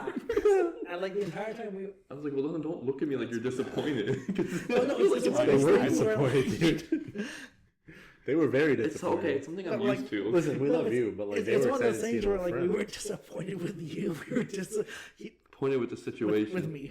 Yeah, We're texting exactly. the wrong person. You also once texted me, I love you, because you meant to text your wife. So, anyways. Anyways, cats. Yeah. And we don't even have the same initial. So cats. Yeah. I so- lasted about 10 minutes in that movie. I didn't. Your friend Anthony, our friend Anthony, he like died on the floor. We're just doxing everyone here. I didn't use his last name. What the fuck, Chris? We don't have a friend named Speak for yourself, I do. Anthony. I have a But friend yeah, named no, Anthony. Cats wasn't good. It's kind of like I say, it's one of those ones where it kind of ruins reputation. Although it seems like Tom Hooper. I think he's coming out with a new movie either this year or next year. That's Is he? supposed to be another Oscar Beatty movie. What is it? So, let me look it up. Hopefully. Because, like, I remember Is it watching Cats it. too? There was an Electric entire Boogaloo? musical number.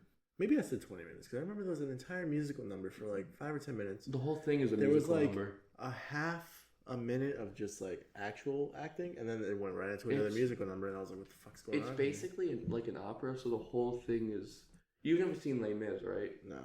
Okay, Les Mis is the same thing. It's basically an opera, so there's very little spoken dialogue, and most Same of with it Hamilton. is what? Same with Hamilton. Yeah, same with Hamilton. Most of it, Interesting. basically, like 98% of it is song. Let's check it out. Not Cats. Hamilton. Yeah. And Les Mis. That's it's that like you know. Yeah. I was kind of interested Edward because, like, Scissorhands, not Edward Scissorhands. it had a good cast. Sweeney Todd. Sweeney Todd's the same thing, right? I Yeah. don't know if you've ever seen Sweeney Todd with Johnny Depp. Johnny Depp? No, I haven't. Yeah, join up. Yeah, because I said Edward Scissorhands first. That's why I was Yeah. like, Like- that's also like 98% is song. For a musical, it had a good cast. You know, like it had Didn't have Rihanna in it. Jennifer Hudson, it had Taylor Swift, it had Jason Derulo. Like Idris these are all Elba. really good singers. But Dude, then Ian McKellen. it had Ian McKellen. It had Rebel. I don't really like Rebel Wilson. I'll be honest, I'm not a big fan. But But yeah. What's it Idris had, like, a Elba? bunch- Idris Elba. It had James Corden. I think he's funny. Judi Dench. You know, it has a bunch of people. But like, I mean, you could get a lot of great people in a room, but if you don't have someone there to yeah, exactly. really, There's a lot of And it's movies strange like because that this guy has a history of making really good stuff. So like, the fact that he doesn't have a history, the fact that he wasn't able to pull this off, Can you look up what his new I movie think is? Photograph 51 Yeah. comes out next year. it's part of the reason I'm a little bit concerned Sorry, about I didn't Doomsday interrupt you, though. because like there's so many people in that movie. Ah. But I'm not gonna get into a Doomsday sidebar. Oh yeah, anyways. that'll be another Yeah. episode. But I don't really have much to say about Cats. I mean, Yeah. up to you if you want to move on to the next. Yeah, one. I'm planning one. With This And one, I Night think, Shyamalan. wasn't this one my this one was decision? you, yeah. Yeah, I feel like M Night Shyamalan has a very roller coaster career. Yeah, starts off great with The Sixth Sense. Yes, and then it kind of goes down, and then he goes back up Although he- with he- like Split. He had a movie before The Sixth Sense. Did he? It was some like family movie about baseball starring Rosie O'Donnell. What? A League of Their Own. No, not. That's not him. It's not him. That's It's why not, I said that's no. what he Oh. said. That's the only baseball movie I know there. He yeah, and then it went back uphill with Split. It's called Praying with Anger.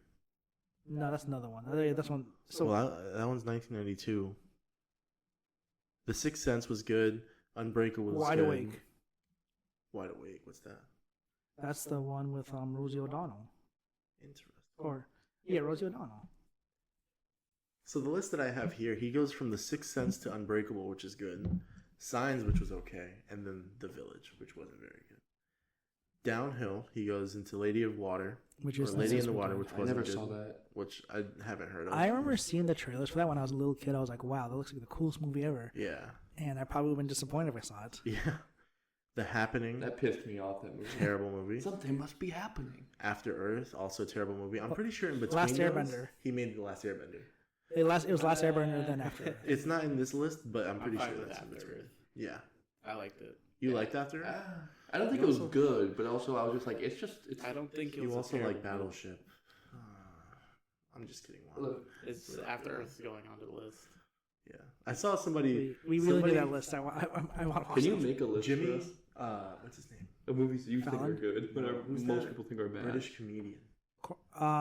Which Jimmy one? Carr. Carr. right? Jimmy Carr, yeah. Yeah, he had a really funny line where they were like, "What's your take on Will Smith?" He goes, "I think he's one of the greatest actors of all time." He goes, "He convinced people for 30 years that he was a good person." I was like, what?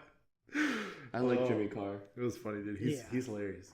And then after Earth, he went to The Visit, which was okay. I remember that being okay, yeah. But then Split, which was really good, and then it went back downhill with Glass, Glass. I did not Old, like. Knock at the Cabin, and Trapped. And Old. I I don't- can't forget Old. Old was I terrible. didn't hate a Knock at the Cabin. I You thought it was didn't pretty like decent. Mid-Size Sedan? Dude, Midsize Sedan and Old, the rapper, Midsize Yeah, the Sedan. rapper's name in Old is named We- Mid-Size Sedan. Yeah, we went with What? someone to see that movie, and then when Midsize Sedan said his real name, this person was like, "That's my name too." What? That's crazy. I have no clue what you're talking about. Yeah, Old was stupid. And then Trapped was, or The Trap was okay. We can cut that out. It's fine.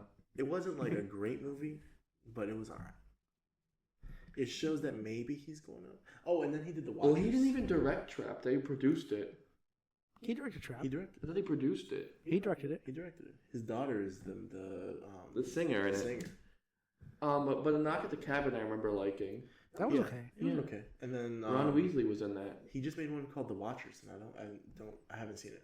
Was that him or was that his? I thought it was his daughter. That or was something. that Might was have been his someone in his family. I think he just produced it. Yeah, that's probably Yeah. why. Maybe no, that's what I'm it is on thinking this of. list. Going into these like It is on this we're list. talking like he had a very good prominent start with like the six, once his breakout movie The Sixth Sense came out and how he can do a twist. I think one of the things that, and then there's a lot of things critiques that people have of Shyamalan is that he always has to have a twist in his movies. Yeah. Like no matter what, like even if it's like the weirdest twist like in The Happening with like the plants or something, Oh, Yeah, and like for some reason he pushes it too hard sometimes. I like Like this, with Old. The Sixth Sense. I really like though. Yeah, The Sixth Sense was good. Yeah. The Split twist was really good too. That he was In being what? That he was what? That the actual personality was being held hostage by the other personalities. Do you remember That was a twist. That was a twist, yeah. I thought the twist was that Bruce Willis was in it. No, that was like a hint to the next movie, Glass. Yeah, but because that's the same. I thought the twist being that it's in the Unbreakable universe. Yeah, what did they make for The twist being that it's a sequel to Unbreakable. What did they make? I thought the twist was that Kevin Crumb, who's his original personality, was being held hostage by the rest of the personalities. I thought that was kind of. I thought that was like explained at the beginning. What? I don't know, because I remember them hinting that his name was like Kevin, but they never explained who Kevin is. They only explained that his name was Kevin. So I thought that like the rest of the personalities we're just naming him so that they're not going by a bunch of names. What was the twist for Unbreakable? Unbreakable was that I don't remember. Oh, it was that Samuel L. Jackson's character caused the train wreck that he was in, that he survived, in order to create him as a hero. Which was why in Glass he wanted to like. Yeah. He and then in Glass the twist was that Kevin Crumb's parents were on the train that he destroyed, so they were killed in the train. Yeah, And then also, Beast. also the whole thing was like a setup too. Like at the end, remember they had like this secret society coming out.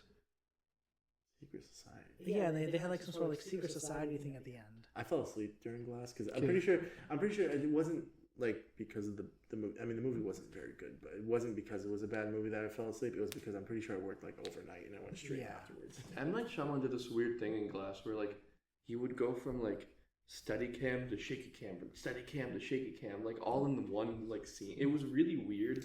Yeah, I mean, yeah. But yeah, I think really the downfall, like he was having a bad track record for a while. But I think what really destroyed him was the back-to-back of Last Airbender and After Earth. Yes, and The Happening. Those three right next to each other were The Happening too. because it felt like The Happening was his sort of MO. It was kind of like a mystery, but then he switched to action, and it just. But I was focusing on Last Airbender and After Earth because those are both like $100+ million budget movies. So like these studios are putting all this trust into him, and both of them failed, not only like critically but also at the box office. Yeah, and that's what kind of restarted his career, where he ended up self-funding movie like The Visit. He paid all by himself. He paid that movie out of pocket, and that worked out. Yeah, and so I think that's where like you kind of find, and that's where it's like you. Just because a director can make it make a big movie doesn't mean that a big movie is their kind of movie. Yeah. I think Shyamalan like really shines more on these smaller budget films, the ones where he's kind of constrained to only what they're giving him. Yeah, I completely agree. Because wasn't The Visit like a found footage movie? It was, yeah. It was. Oh, Right? it He made it for like $4 million, I think. That was the kids visited their grandparents, right? Yeah. Yeah. When the twist in that one was that they were actually not their grandparents. Yeah. Right? Yeah. I agree. When he has like a smaller budget and a smaller when he's contained and has to stay within his realm. Yeah, he's very good at getting creative when he's in a corner. But when he has all of the money in the world, it just doesn't work out. Yeah. Same with Split. Like Split was kind of like a tighter budget film. Yeah. And then you get Glass that I think they gave him more budget because of the success of Split, and that's where it's like he gets that extra freedom, and it's The Unbreakable was also lower budget. yeah. But I said that's also considered a good one though. Yeah. I remember being excited for Knock at the Cabin because he casted Batista in it, and I was really high on Batista as an actor at the time. I still am because he's a fantastic actor, and he was one of my favorite wrestlers growing up. So I'm very biased with Batista, but he's showing that he's become a good actor, and I remember being excited for Knock at the Cabin because I was like, this is his first movie where he can act, and he's not just like a big guy, like he's not just a big dumb guy. You know what I mean? He's not just a muscle. He's actually a down character who's actually just trying to do his good, doing good. Yeah, it was that and Glass Onion where he did a good job with that too. Yeah, that was hilarious. I forget which one came out first, but yeah. I don't remember. But sorry, I didn't try to go for it. I forget what I was talking about. Sorry. No, it's fine. Do we want to go to the next? Yeah, we can. Oh, actually, one quick thing. It was we actually talk about how like Shyamalan's movies aren't good, but like in Europe, he's praised as one of the greatest directors of all time. Like they love his movies in Europe. Every single one, like Happening. Even the bad Signs. ones? Yeah, like they love his movies in Europe. They think that his movies are like the greatest. Is there a reason they think that? So like he hears the American reception. I'm not quite sure why the perception is. He hears these American receptions and bad and everything like that. But when he goes to Europe, they're thinking his movies like some of the best. Yeah, it's not. I mean, it's not because they're wrong, but I'm sure it's because like different countries, different cultures have different tastes in movies. I'm sure they don't like big, high budget action movies like we like. All the guns because we love guns over here apparently.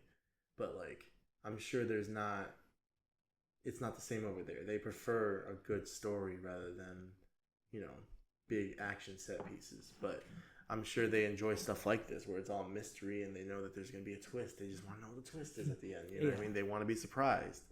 So I'm sure over there, and I'm sure it's the same thing with like Hollywood versus Bollywood. Like Bollywood movies are completely different from Hollywood Yeah. movies, Why? but they're popular over there because that's just what they like to watch. There's been like some that have been popular here, like RRR. Yeah. Right? Yeah. And some of them are really good. But like, RRR. I'm sure they're. Well, a I lot don't know if more RR popular is like over a there. popular film. It was really good though. Yeah, but I'm saying like it's not like popular in the sense of like making $1 billion in the box. No, but I think like it's known amongst people who like movies. yeah, Like it's not. and it won Oscars. It hasn't really gotten into the general audience in America yet. Yeah. Yeah. And it's the same with like, Asian movies, like Korean movies, Japanese movies, stuff like that. They're all different. Yeah. Everybody, Oh, they are. every culture around the world has a different way of making a movie, and I'm sure it's just One what of they my like to favorite, watch. one of my Maybe favorite he just directors is hit different somehow. Japanese, and he's considered one of the best directors. Like cinema hit Akira Kurosawa. Yep, Kurosawa. One of my favorite directors. Yeah, and I'm sure not a lot of Americans know who that is, Well, unless they're like film. I mean, like Seven Samurai. Yeah. Like they know his movies. yeah. But like Bong Joon Ho, the only reason they really know him His is from Parasite, Parasite, but they yeah. don't know that he also made Mickey 17. Mickey 17 was also an American movie. Oh yeah, Snowpiercer. But he made Snowpiercer, which wasn't that an Also, American movie American, too? yeah. Yeah, but Parasite was a Korean movie, wasn't it? Yeah. Yeah, but they also don't know that he made The Host. He made Okja. He made like a bunch of other movies that weren't as like, well known around Yeah. here. But Whereas back in- Kurosawa, his films are pretty well known because he's yeah, considered one of the most influential, filmmakers of all time. yeah. I think Asian movies are probably one of the most like underrated movies. Dude, their 'Cause I horror love movies are them. so good. Their horror movies are great. I saw a movie called The Tale of Two Sisters. That was such a good movie. The Train to Busan, of course, is always great. Isn't there a sequel? I think they're coming out. I with hope we don't ever have to put Bong Joon Ho on this list. No. I wouldn't put him on this list because Mickey 17 was at least passable. It was good. I'm liked saying it. I hope we don't ever get to a 17 point. wasn't bad. I like that. I like that a lot. It was good. It was really good. It was just wasn't weird. Parasite, but it was good. Well, you can't. It's you can't can't really expect compare him to follow to Parasite like that. Yeah, that's like a once in a lifetime movie. That's like Well, because Parasite was also like a statement, that's like So is Mickey 17. Is it? I mean, it's a much more obvious statement. Yeah, I guess it is.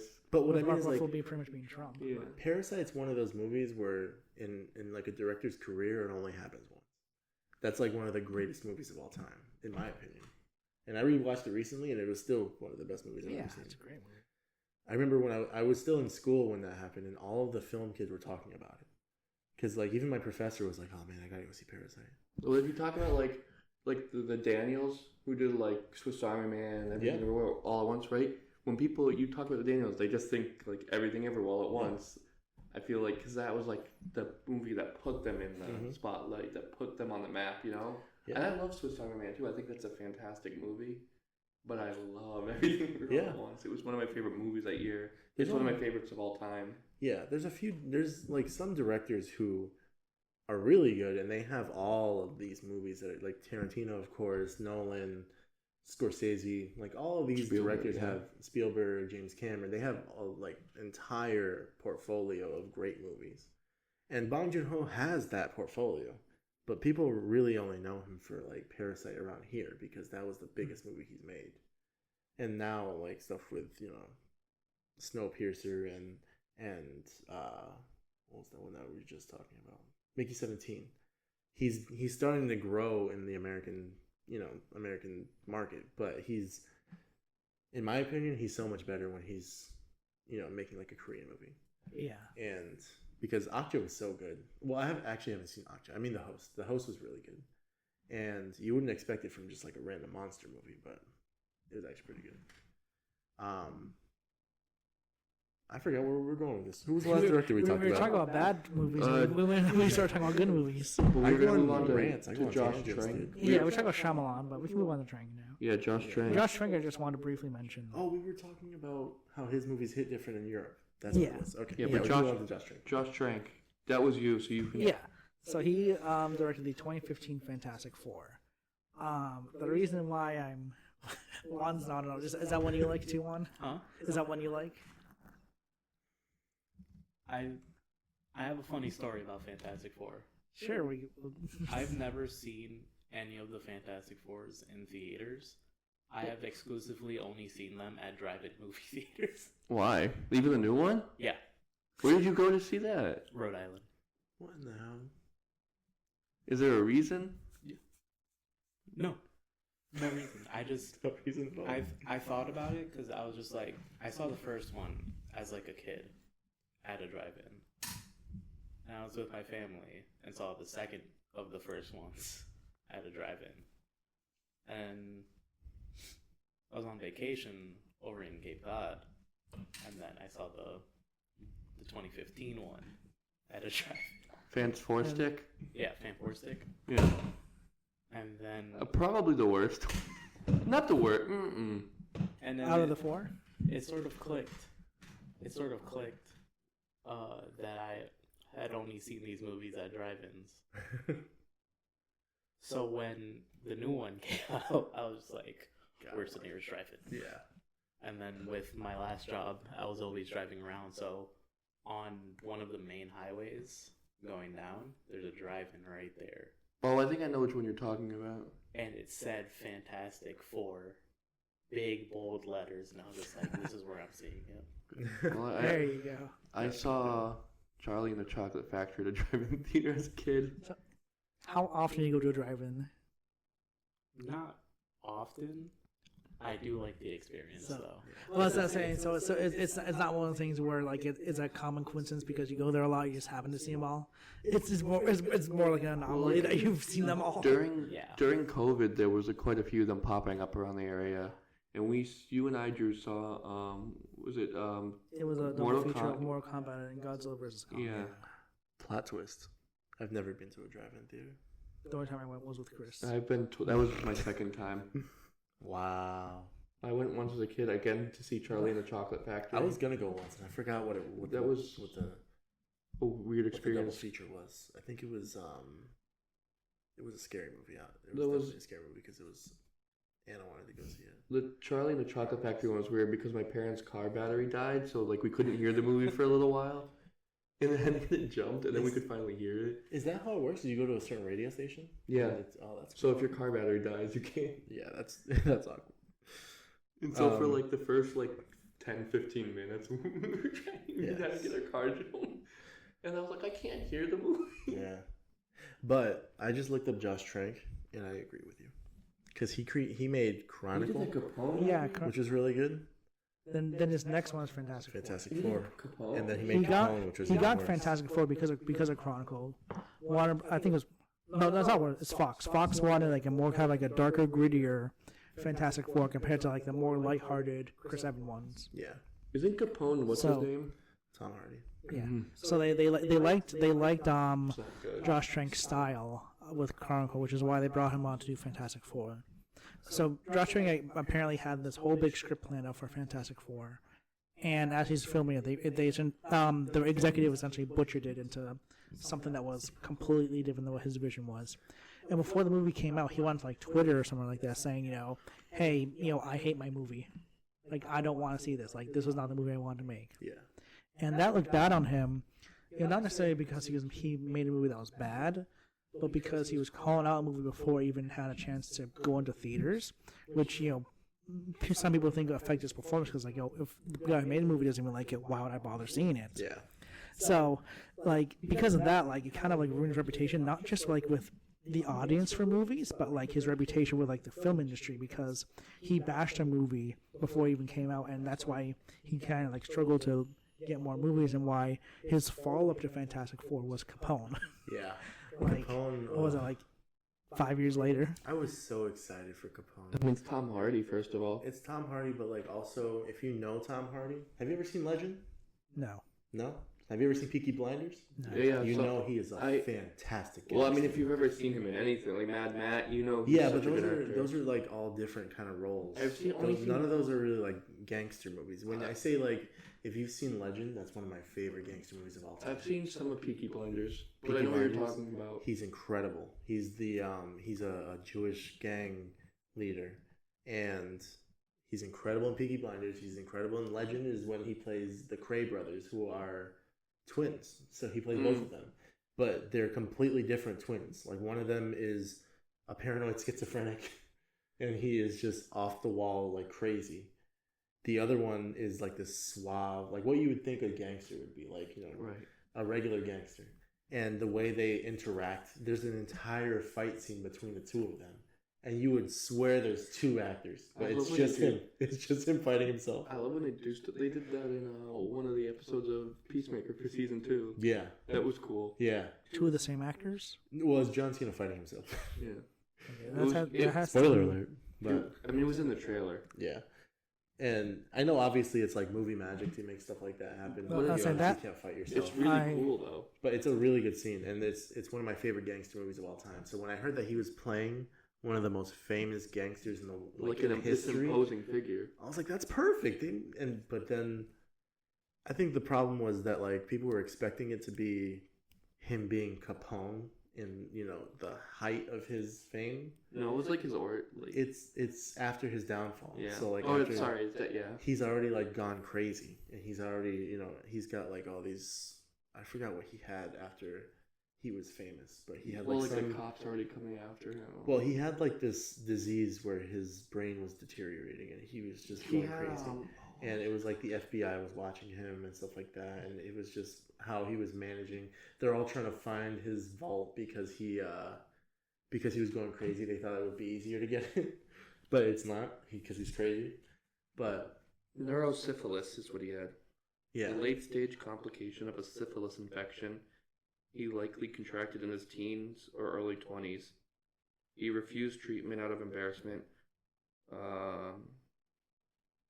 It left him with the mental capacity of a 7 to 12-year-old near the end of his life. yeah. So it was more of like a psychological thriller than it was a gangster movie, and I love gangster movies, so I was expecting it to be like he's Capone, but. There was only one part that I remember that I thought was actually kind of funny. Is he's Capone, so he had a cigar in his mouth, and they switched it for a carrot because they were like, "You're old, you can't be smoking cigars." So they put a carrot in his mouth instead. I thought that was kind of funny, but that was like the only part that I thought was good.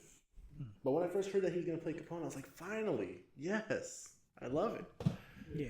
And then it didn't turn out to be very good. But Yeah. So unfortunately, it seems like Josh Trank's Cats doesn't really have a good rep right now with movies. yeah, He had one good movie, Chronicle, and then two movies that didn't really go anywhere. I didn't really look too much into his television. I don't know if he does anything with television, but his movie record at least hasn't really been all that great. yeah. I mean, I'm looking at the movies that he's made. There's only been 3 others besides those 3 that we talked about. There Even was- then, are they even movies? Like I think one of them's like a 2-minute short film. I've never heard of them before. There's one called The Lie from 2011. There's one called Stabbing at Leia's, and then there's one called Big Fan. Stabbing at Leia's is That's Stabbing at Leia. 2 minutes long. It's a short. It's a Star Wars short. A Star Wars short. It's something about Leia. How do you? it's not I just saw a a picture of short it. film. Or I mean, it is a short film. It's not about Leia from Star Wars. Chris. Well, it's at Leia's 22nd birthday party. A ruckus is caused by a fight involving lightsabers. Yeah. oh, then maybe it Literally, is. there was pictures know, of you- Princess Leia when you were on it. The Lie is an hour and 20 minutes, so that's like an actual film. And then Big Fan is actually I know that guy. Who is that? What's his name? Patton Oswalt. Patton Oswalt is in this movie. Not the young. What year is that? An hour and a half. It's 2009. The young Patton Oswalt. It's like a sports fan movie. But yeah, that's pretty much why I included him on here. Though I thought his story was a bit unique. Yeah. Hmm. Big fan. Big fan. Is that another one on your list? An alright movie. Oh, there we go. Juan's making Yeah. a list for us. I feel like he was. I haven't seen the other movies, but with Chronicle, it was obvious that they had something. Like he had some talent. Yeah, and unfortunately, he wasn't able to use the talent the way he wanted to, and then he kind of like ruined his reputation with the entire industry after his outburst about his own movie. Using your point about Shyamalan, maybe it's the money, because Chronicle wasn't a big budget movie, but they gave him a huge budget for Fantastic Four. I'm Well, assuming. Well, I think it's more like he said by the end it wasn't anything that he wanted. Like his script was pretty much completely like changed, and what they made him do. So was that's really completely different. disheartening, you know. It is, dude. It sucks when like production companies they have too much Control. control in somebody's movie. Or when they don't have enough control, like Joker 2. yeah, that would have probably been a better movie if they had a little bit more control and they were like, yeah, you need to follow up with something good. Any final thoughts for Josh Trank? Not much. You guys, any last thoughts Chronicles in my top 5 movies of all time? There you go. Is that gonna be on the list? Well, that's considered a good movie. A young I don't know Michael if B. we're just doing a Jordan. general wand list or like a. Juan will Yeah. figure it out for us. We can call it the wand list. Yeah, I'll a young come Michael up B. with Jordan two was in that lists, movie. my top 10 movies of all time, and then bad movies that are actually good. We'll have a one. I'm excited for that In list. your opinion, I'm very interested to hear this. So we'll Yeah, have that. like We'll have that episode soon. We should have an entire episode dedicated to us Yeah. reviewing those movies. Yeah. Maybe it'll be the next episode just because you're brand new. Okay. So we'll figure something out. Or And Juan will talk more, probably. We may need some time to watch all the movies. yeah, But make us a unless, list. depending Send on it- what the list is, we might have already seen. Send it to us in Discord. Like I tell people, some people ask me if I've seen a movie. I'm like, if you have to ask that question, just know 9 times out of 10, I've seen that movie. Just because, like, I'm at the movie theaters at least 3 times a week. Yeah. When I'm not at the movie theaters, I'm usually watching movies on my phone. There's a director I put on here that I want to talk about, but you put Taika Waititi. I don't know if you... Taika Waititi, I put because I haven't heard from him since Thor 4, Love and Thunder. Love and right? Thunder. Well, he did But a apparently, you guys have soccer seen a movie movie. that he made, Last Soccer Goal movie. Wins. The Last Goal which is like Wins. based on a true story. And it was alright. And Yeah, I didn't it was know fun. that. I didn't think it was bad. I loved, like, he had such a good track record. Ragnarok. Ooh, Jojo Rabbit's one of Yeah. my favorite movies. that's ever. one of my favorite movies too. Hunt for the Wilder People was fantastic. Also good. Thor Ragnarok. Well, Did he make Free Guy? no, He didn't, right? No, He, he just, did he was not. just that in it. was the Deadpool. director. Sean Levy, No, the first Deadpool. the first Deadpool. Uh, The guy who did Sonic. if you hear our clickety clacking, we're doing some research real quick. It was directed by Sean Levy. Yeah, who did the Oh, second Free Guy. I Deadpool. was thinking the Fall Guy. Oh, that's no, that's not even. That's what's this guy's name? Guy Ritchie, isn't it? No. The Fall Guy's not Guy Ritchie. Oh, no, Sean Levy's Deadpool 3. That's no, yeah, Yeah. yeah. I was thinking the Fall Guy, which was David Leitch, Leech. Oh, David Leitch. Yeah. who did Bullet Train and Deadpool 2. That's some what I was reason- thinking of. I thought that was Guy Ritchie for some And reason. Nobody 2, which is this year. Yeah. Maybe he was just in that movie. But either way, I hadn't heard from him since Well, he's Thor: Love and Thunder. worked on the What We Do in the Shadows show, which was really good. Yeah, and there was another show that he was working on, Reservation Dogs. Reservation Dogs. So maybe I just wasn't paying enough attention. But Last Goal Wins was a pretty small film.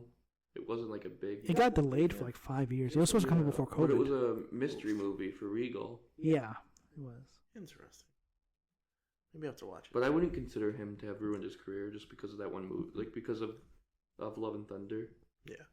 Also, how long are we in right now? We're pretty deep. We can wait for AI. We are an hour and Can I just 47. talk about I wanna Martin say Brest real we're quick? Yeah, we're Sure. What about our friend fast Martin? approaching 2 hours. So, Martin Brest, right? Really famous for doing like Scent of a Woman, Meet Joe Black, Midnight Run. He did the first Beverly Hills Cop. All considered very good movies. I like Beverly Hills Cop. That's the only one of those ones that I've seen. Which one? Beverly Hills Cop, the first one. It's funny. He also did. I don't know how do you say it.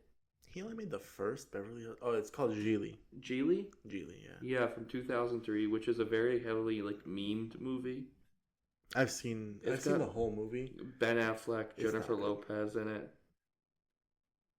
Actually, it was funny because it was back when I was watching, or not watching. I was working overnights, and I had the day off, but I had to watch another movie for class. It was called Burning. Have you guys ever seen that? No. No. It has Steven Yeun in it and a few other people. It's one of those Korean films that's amazing. Actually, I think it's Korean. I don't know if it's Korean, but it's like one of those Asian films that's incredible. And I had to watch it for class. But then I decided to stay up because I was working third shift and I couldn't go to sleep. I decided to watch Geely afterwards, and it wasn't very good. It was such a weird concept because like Burning is such a good movie. I'm reading now that Geely was another one where Martin Brest was arguing with the studio, and the studio took away creative control and did a lot of rewrites and reshots. Yeah, but since then he's kind of gone into like a creative. What was the word he said before? Like he hasn't done anything. like a creative isolation. like a writer's block. I mean, he just hasn't done anything. Geely was the last thing he made in 2003. Apparently. Yeah, so he hasn't done anything since. But he was big in I like the just- 90s and the Meet 80s. Joe Black is probably one of the best movies ever made. I just I've I never just seen saw It's really good. that. I've only seen the scene where he gets hit by a car. Oh, I haven't seen that scene. There was somebody that acted in the movie Geely. His name was Terry Calmillery. I think that's how you say his last name. I'm not sure, but I was like, he looked familiar, and I looked at him. He played Napoleon in Bill and Ted's Excellent Adventure. I was like, oh, that's why he looked familiar.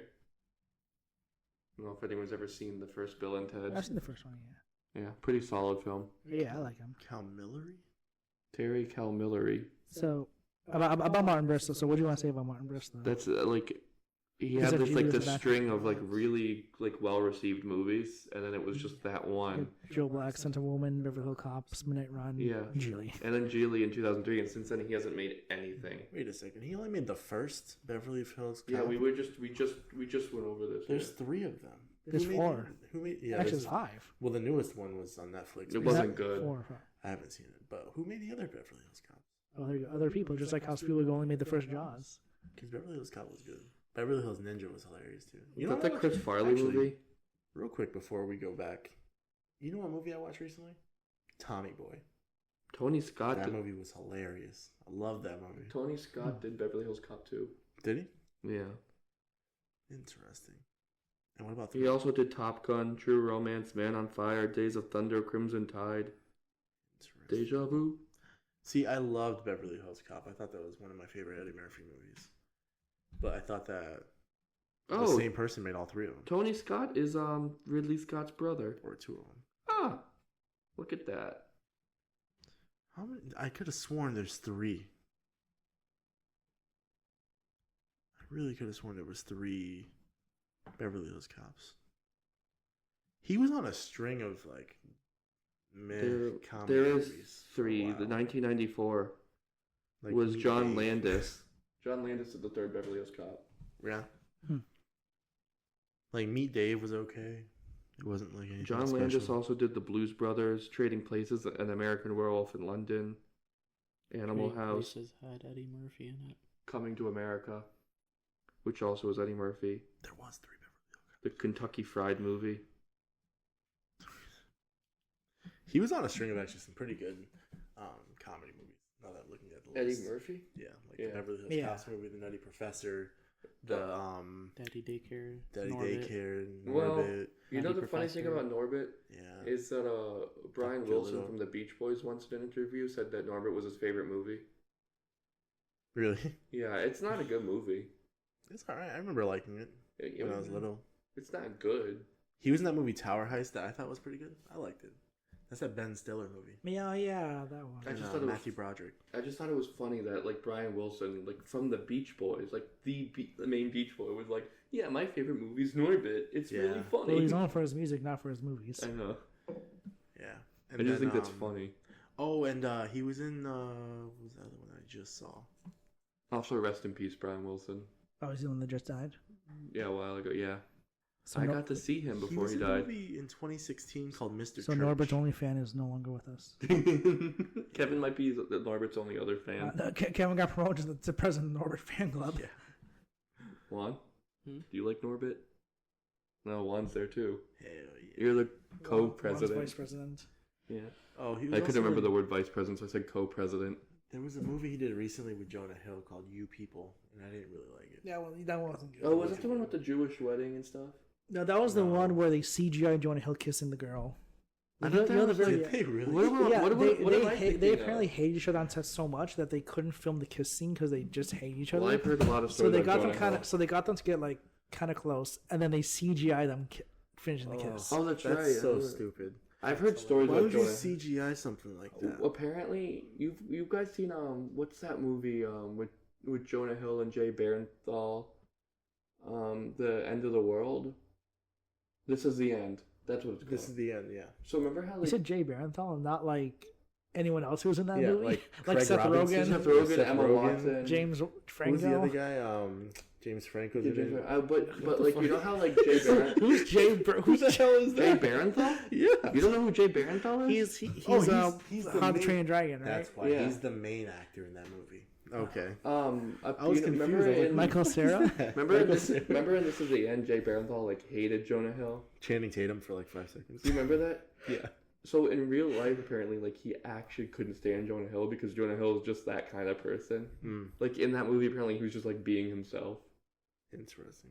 I don't know. I've never heard anything bad about Jonah Hill. I've heard quite a bit. Holy I shit. haven't heard anything I either. haven't heard anything either. And who are you hearing this shit from? Who's your inside source? Yeah, who's your inside source? I've heard I'll be stories honest, on Jonah podcasts. Hill, I think he has some range in his acting. Because like, he went from stupid comedies like Superbad and all those I other love ones. Superbad. But then he was in like a Scorsese movie. He was in a He- bunch of other shit. Wasn't He it actually did. Scorsese He movie? Yeah, he did was in Wolf of Wall Street. Oh yeah, that's right. He did that for only $60,000 Yeah, compared and to he the learned a lot. millions that DiCaprio was. And then he did for a smaller. But well, I mean, he says that's a small salary. That's like a year's salary for some know, people. Yeah, You know who else But- was in The Wolf of Wall Street? John Bernthal, not Jay Barenthal. yeah, Yeah. Baron Shaw, I think it's what yeah.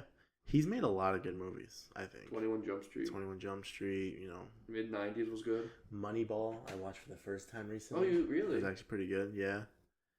You know, I like Jonah Hill, and I don't know. I haven't heard Okay. much about him. We got off topic again. He was in Django. I forgot he about was. that. Yeah, he was He one. was. He He was was one in of the the KKK. racist boys. He was what? He was one of the racist boys. Yeah. Yep.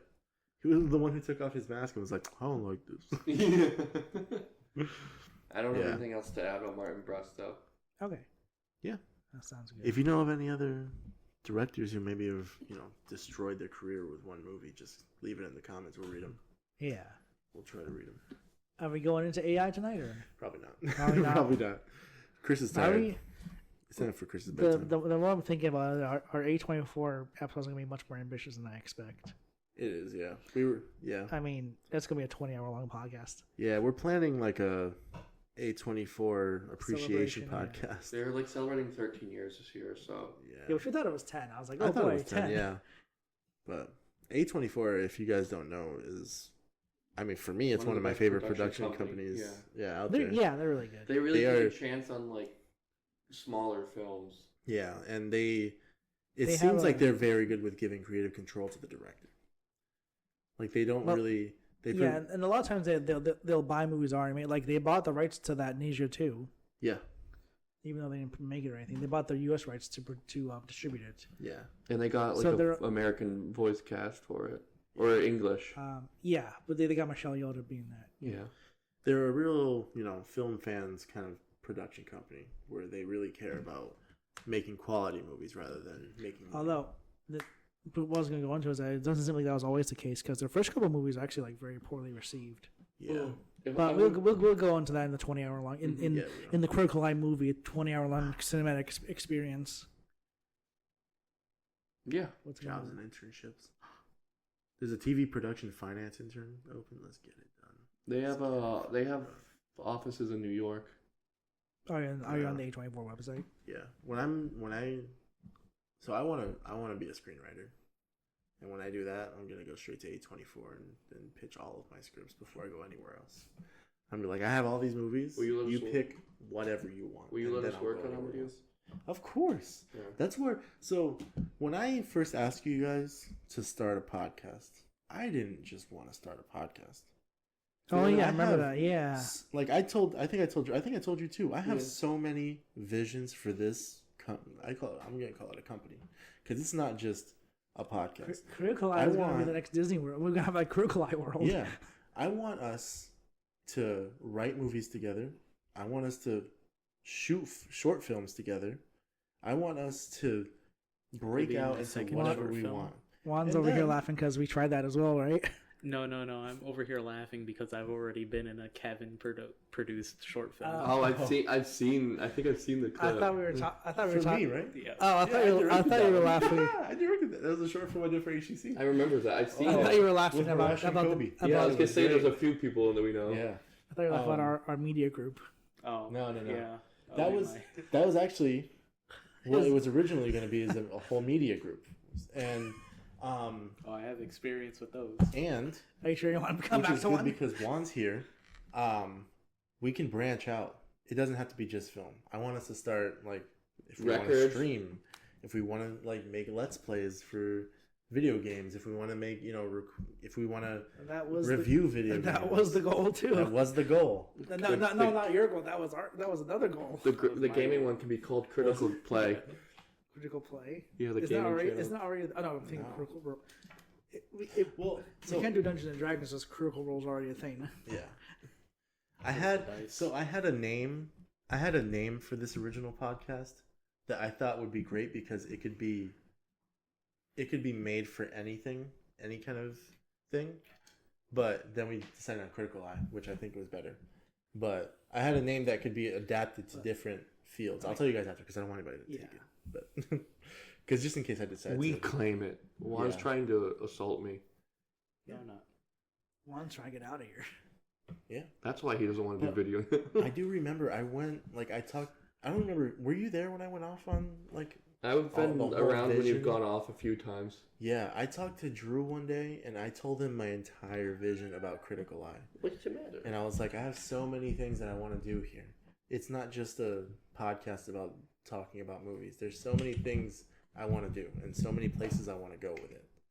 So, yes, we will be doing all of those together, Chris. Yeah. Like, I have a few scripts I'm working on my own, but, like, I'm 100% down for us to Branch. write a movie together. So, are we gonna be the new All four of Smosh? us. I don't know who Smosh is. I've never seen Smosh. That's Nah. crazy. They're like one of the OGs of YouTube. My more, my not like influence. What's it called?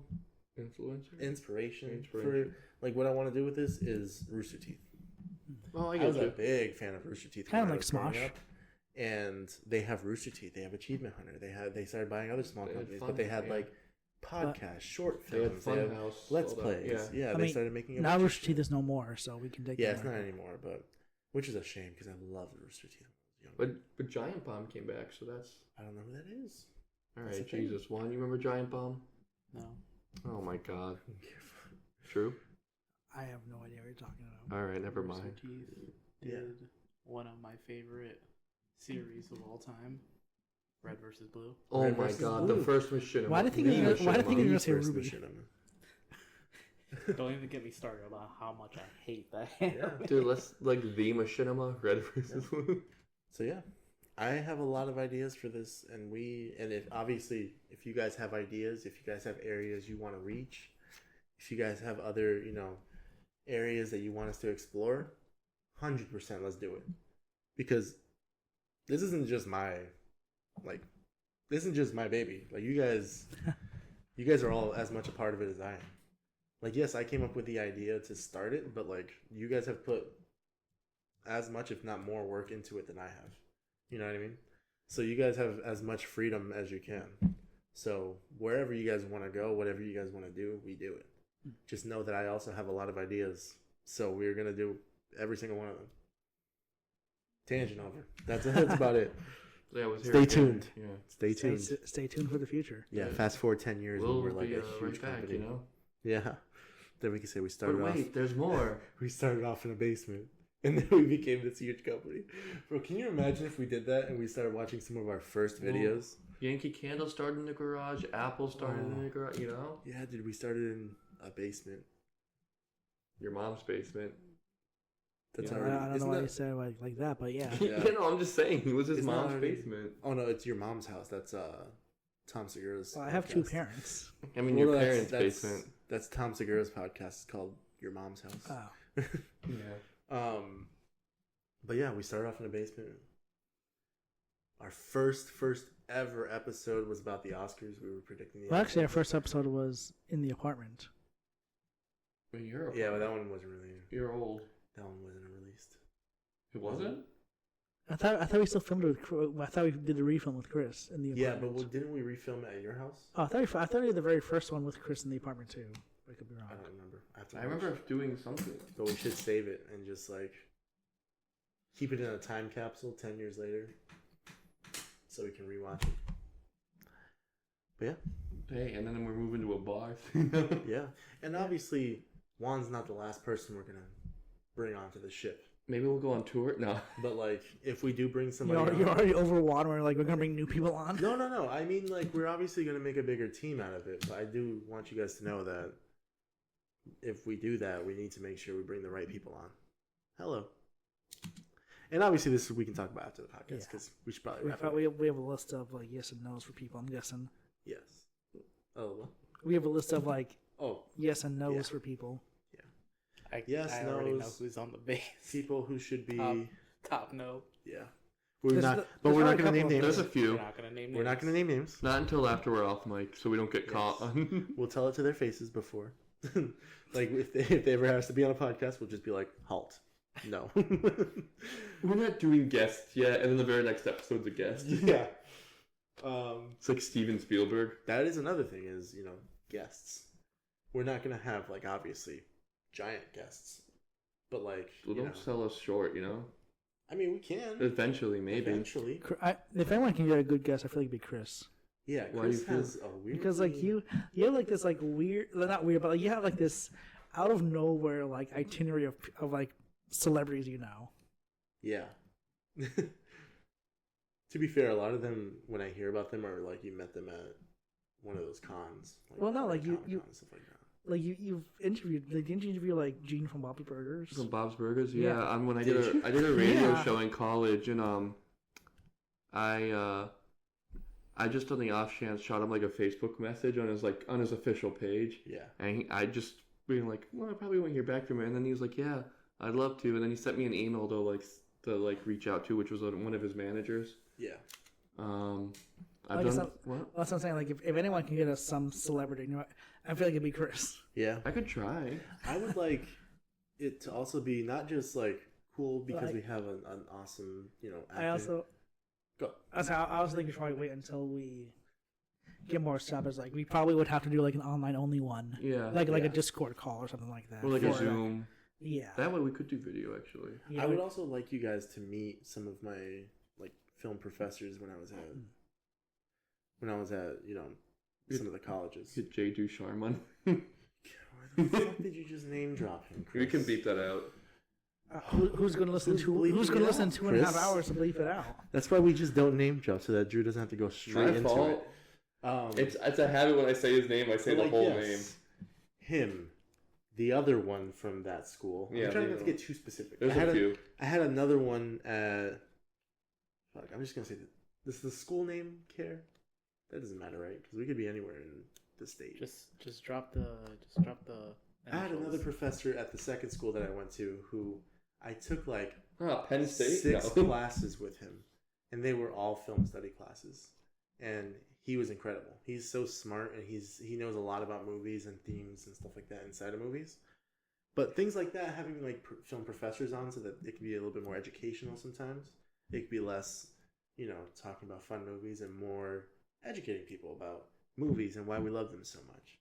And so they can start looking at themes. I'm starting to screenwrite. Maybe I can have some.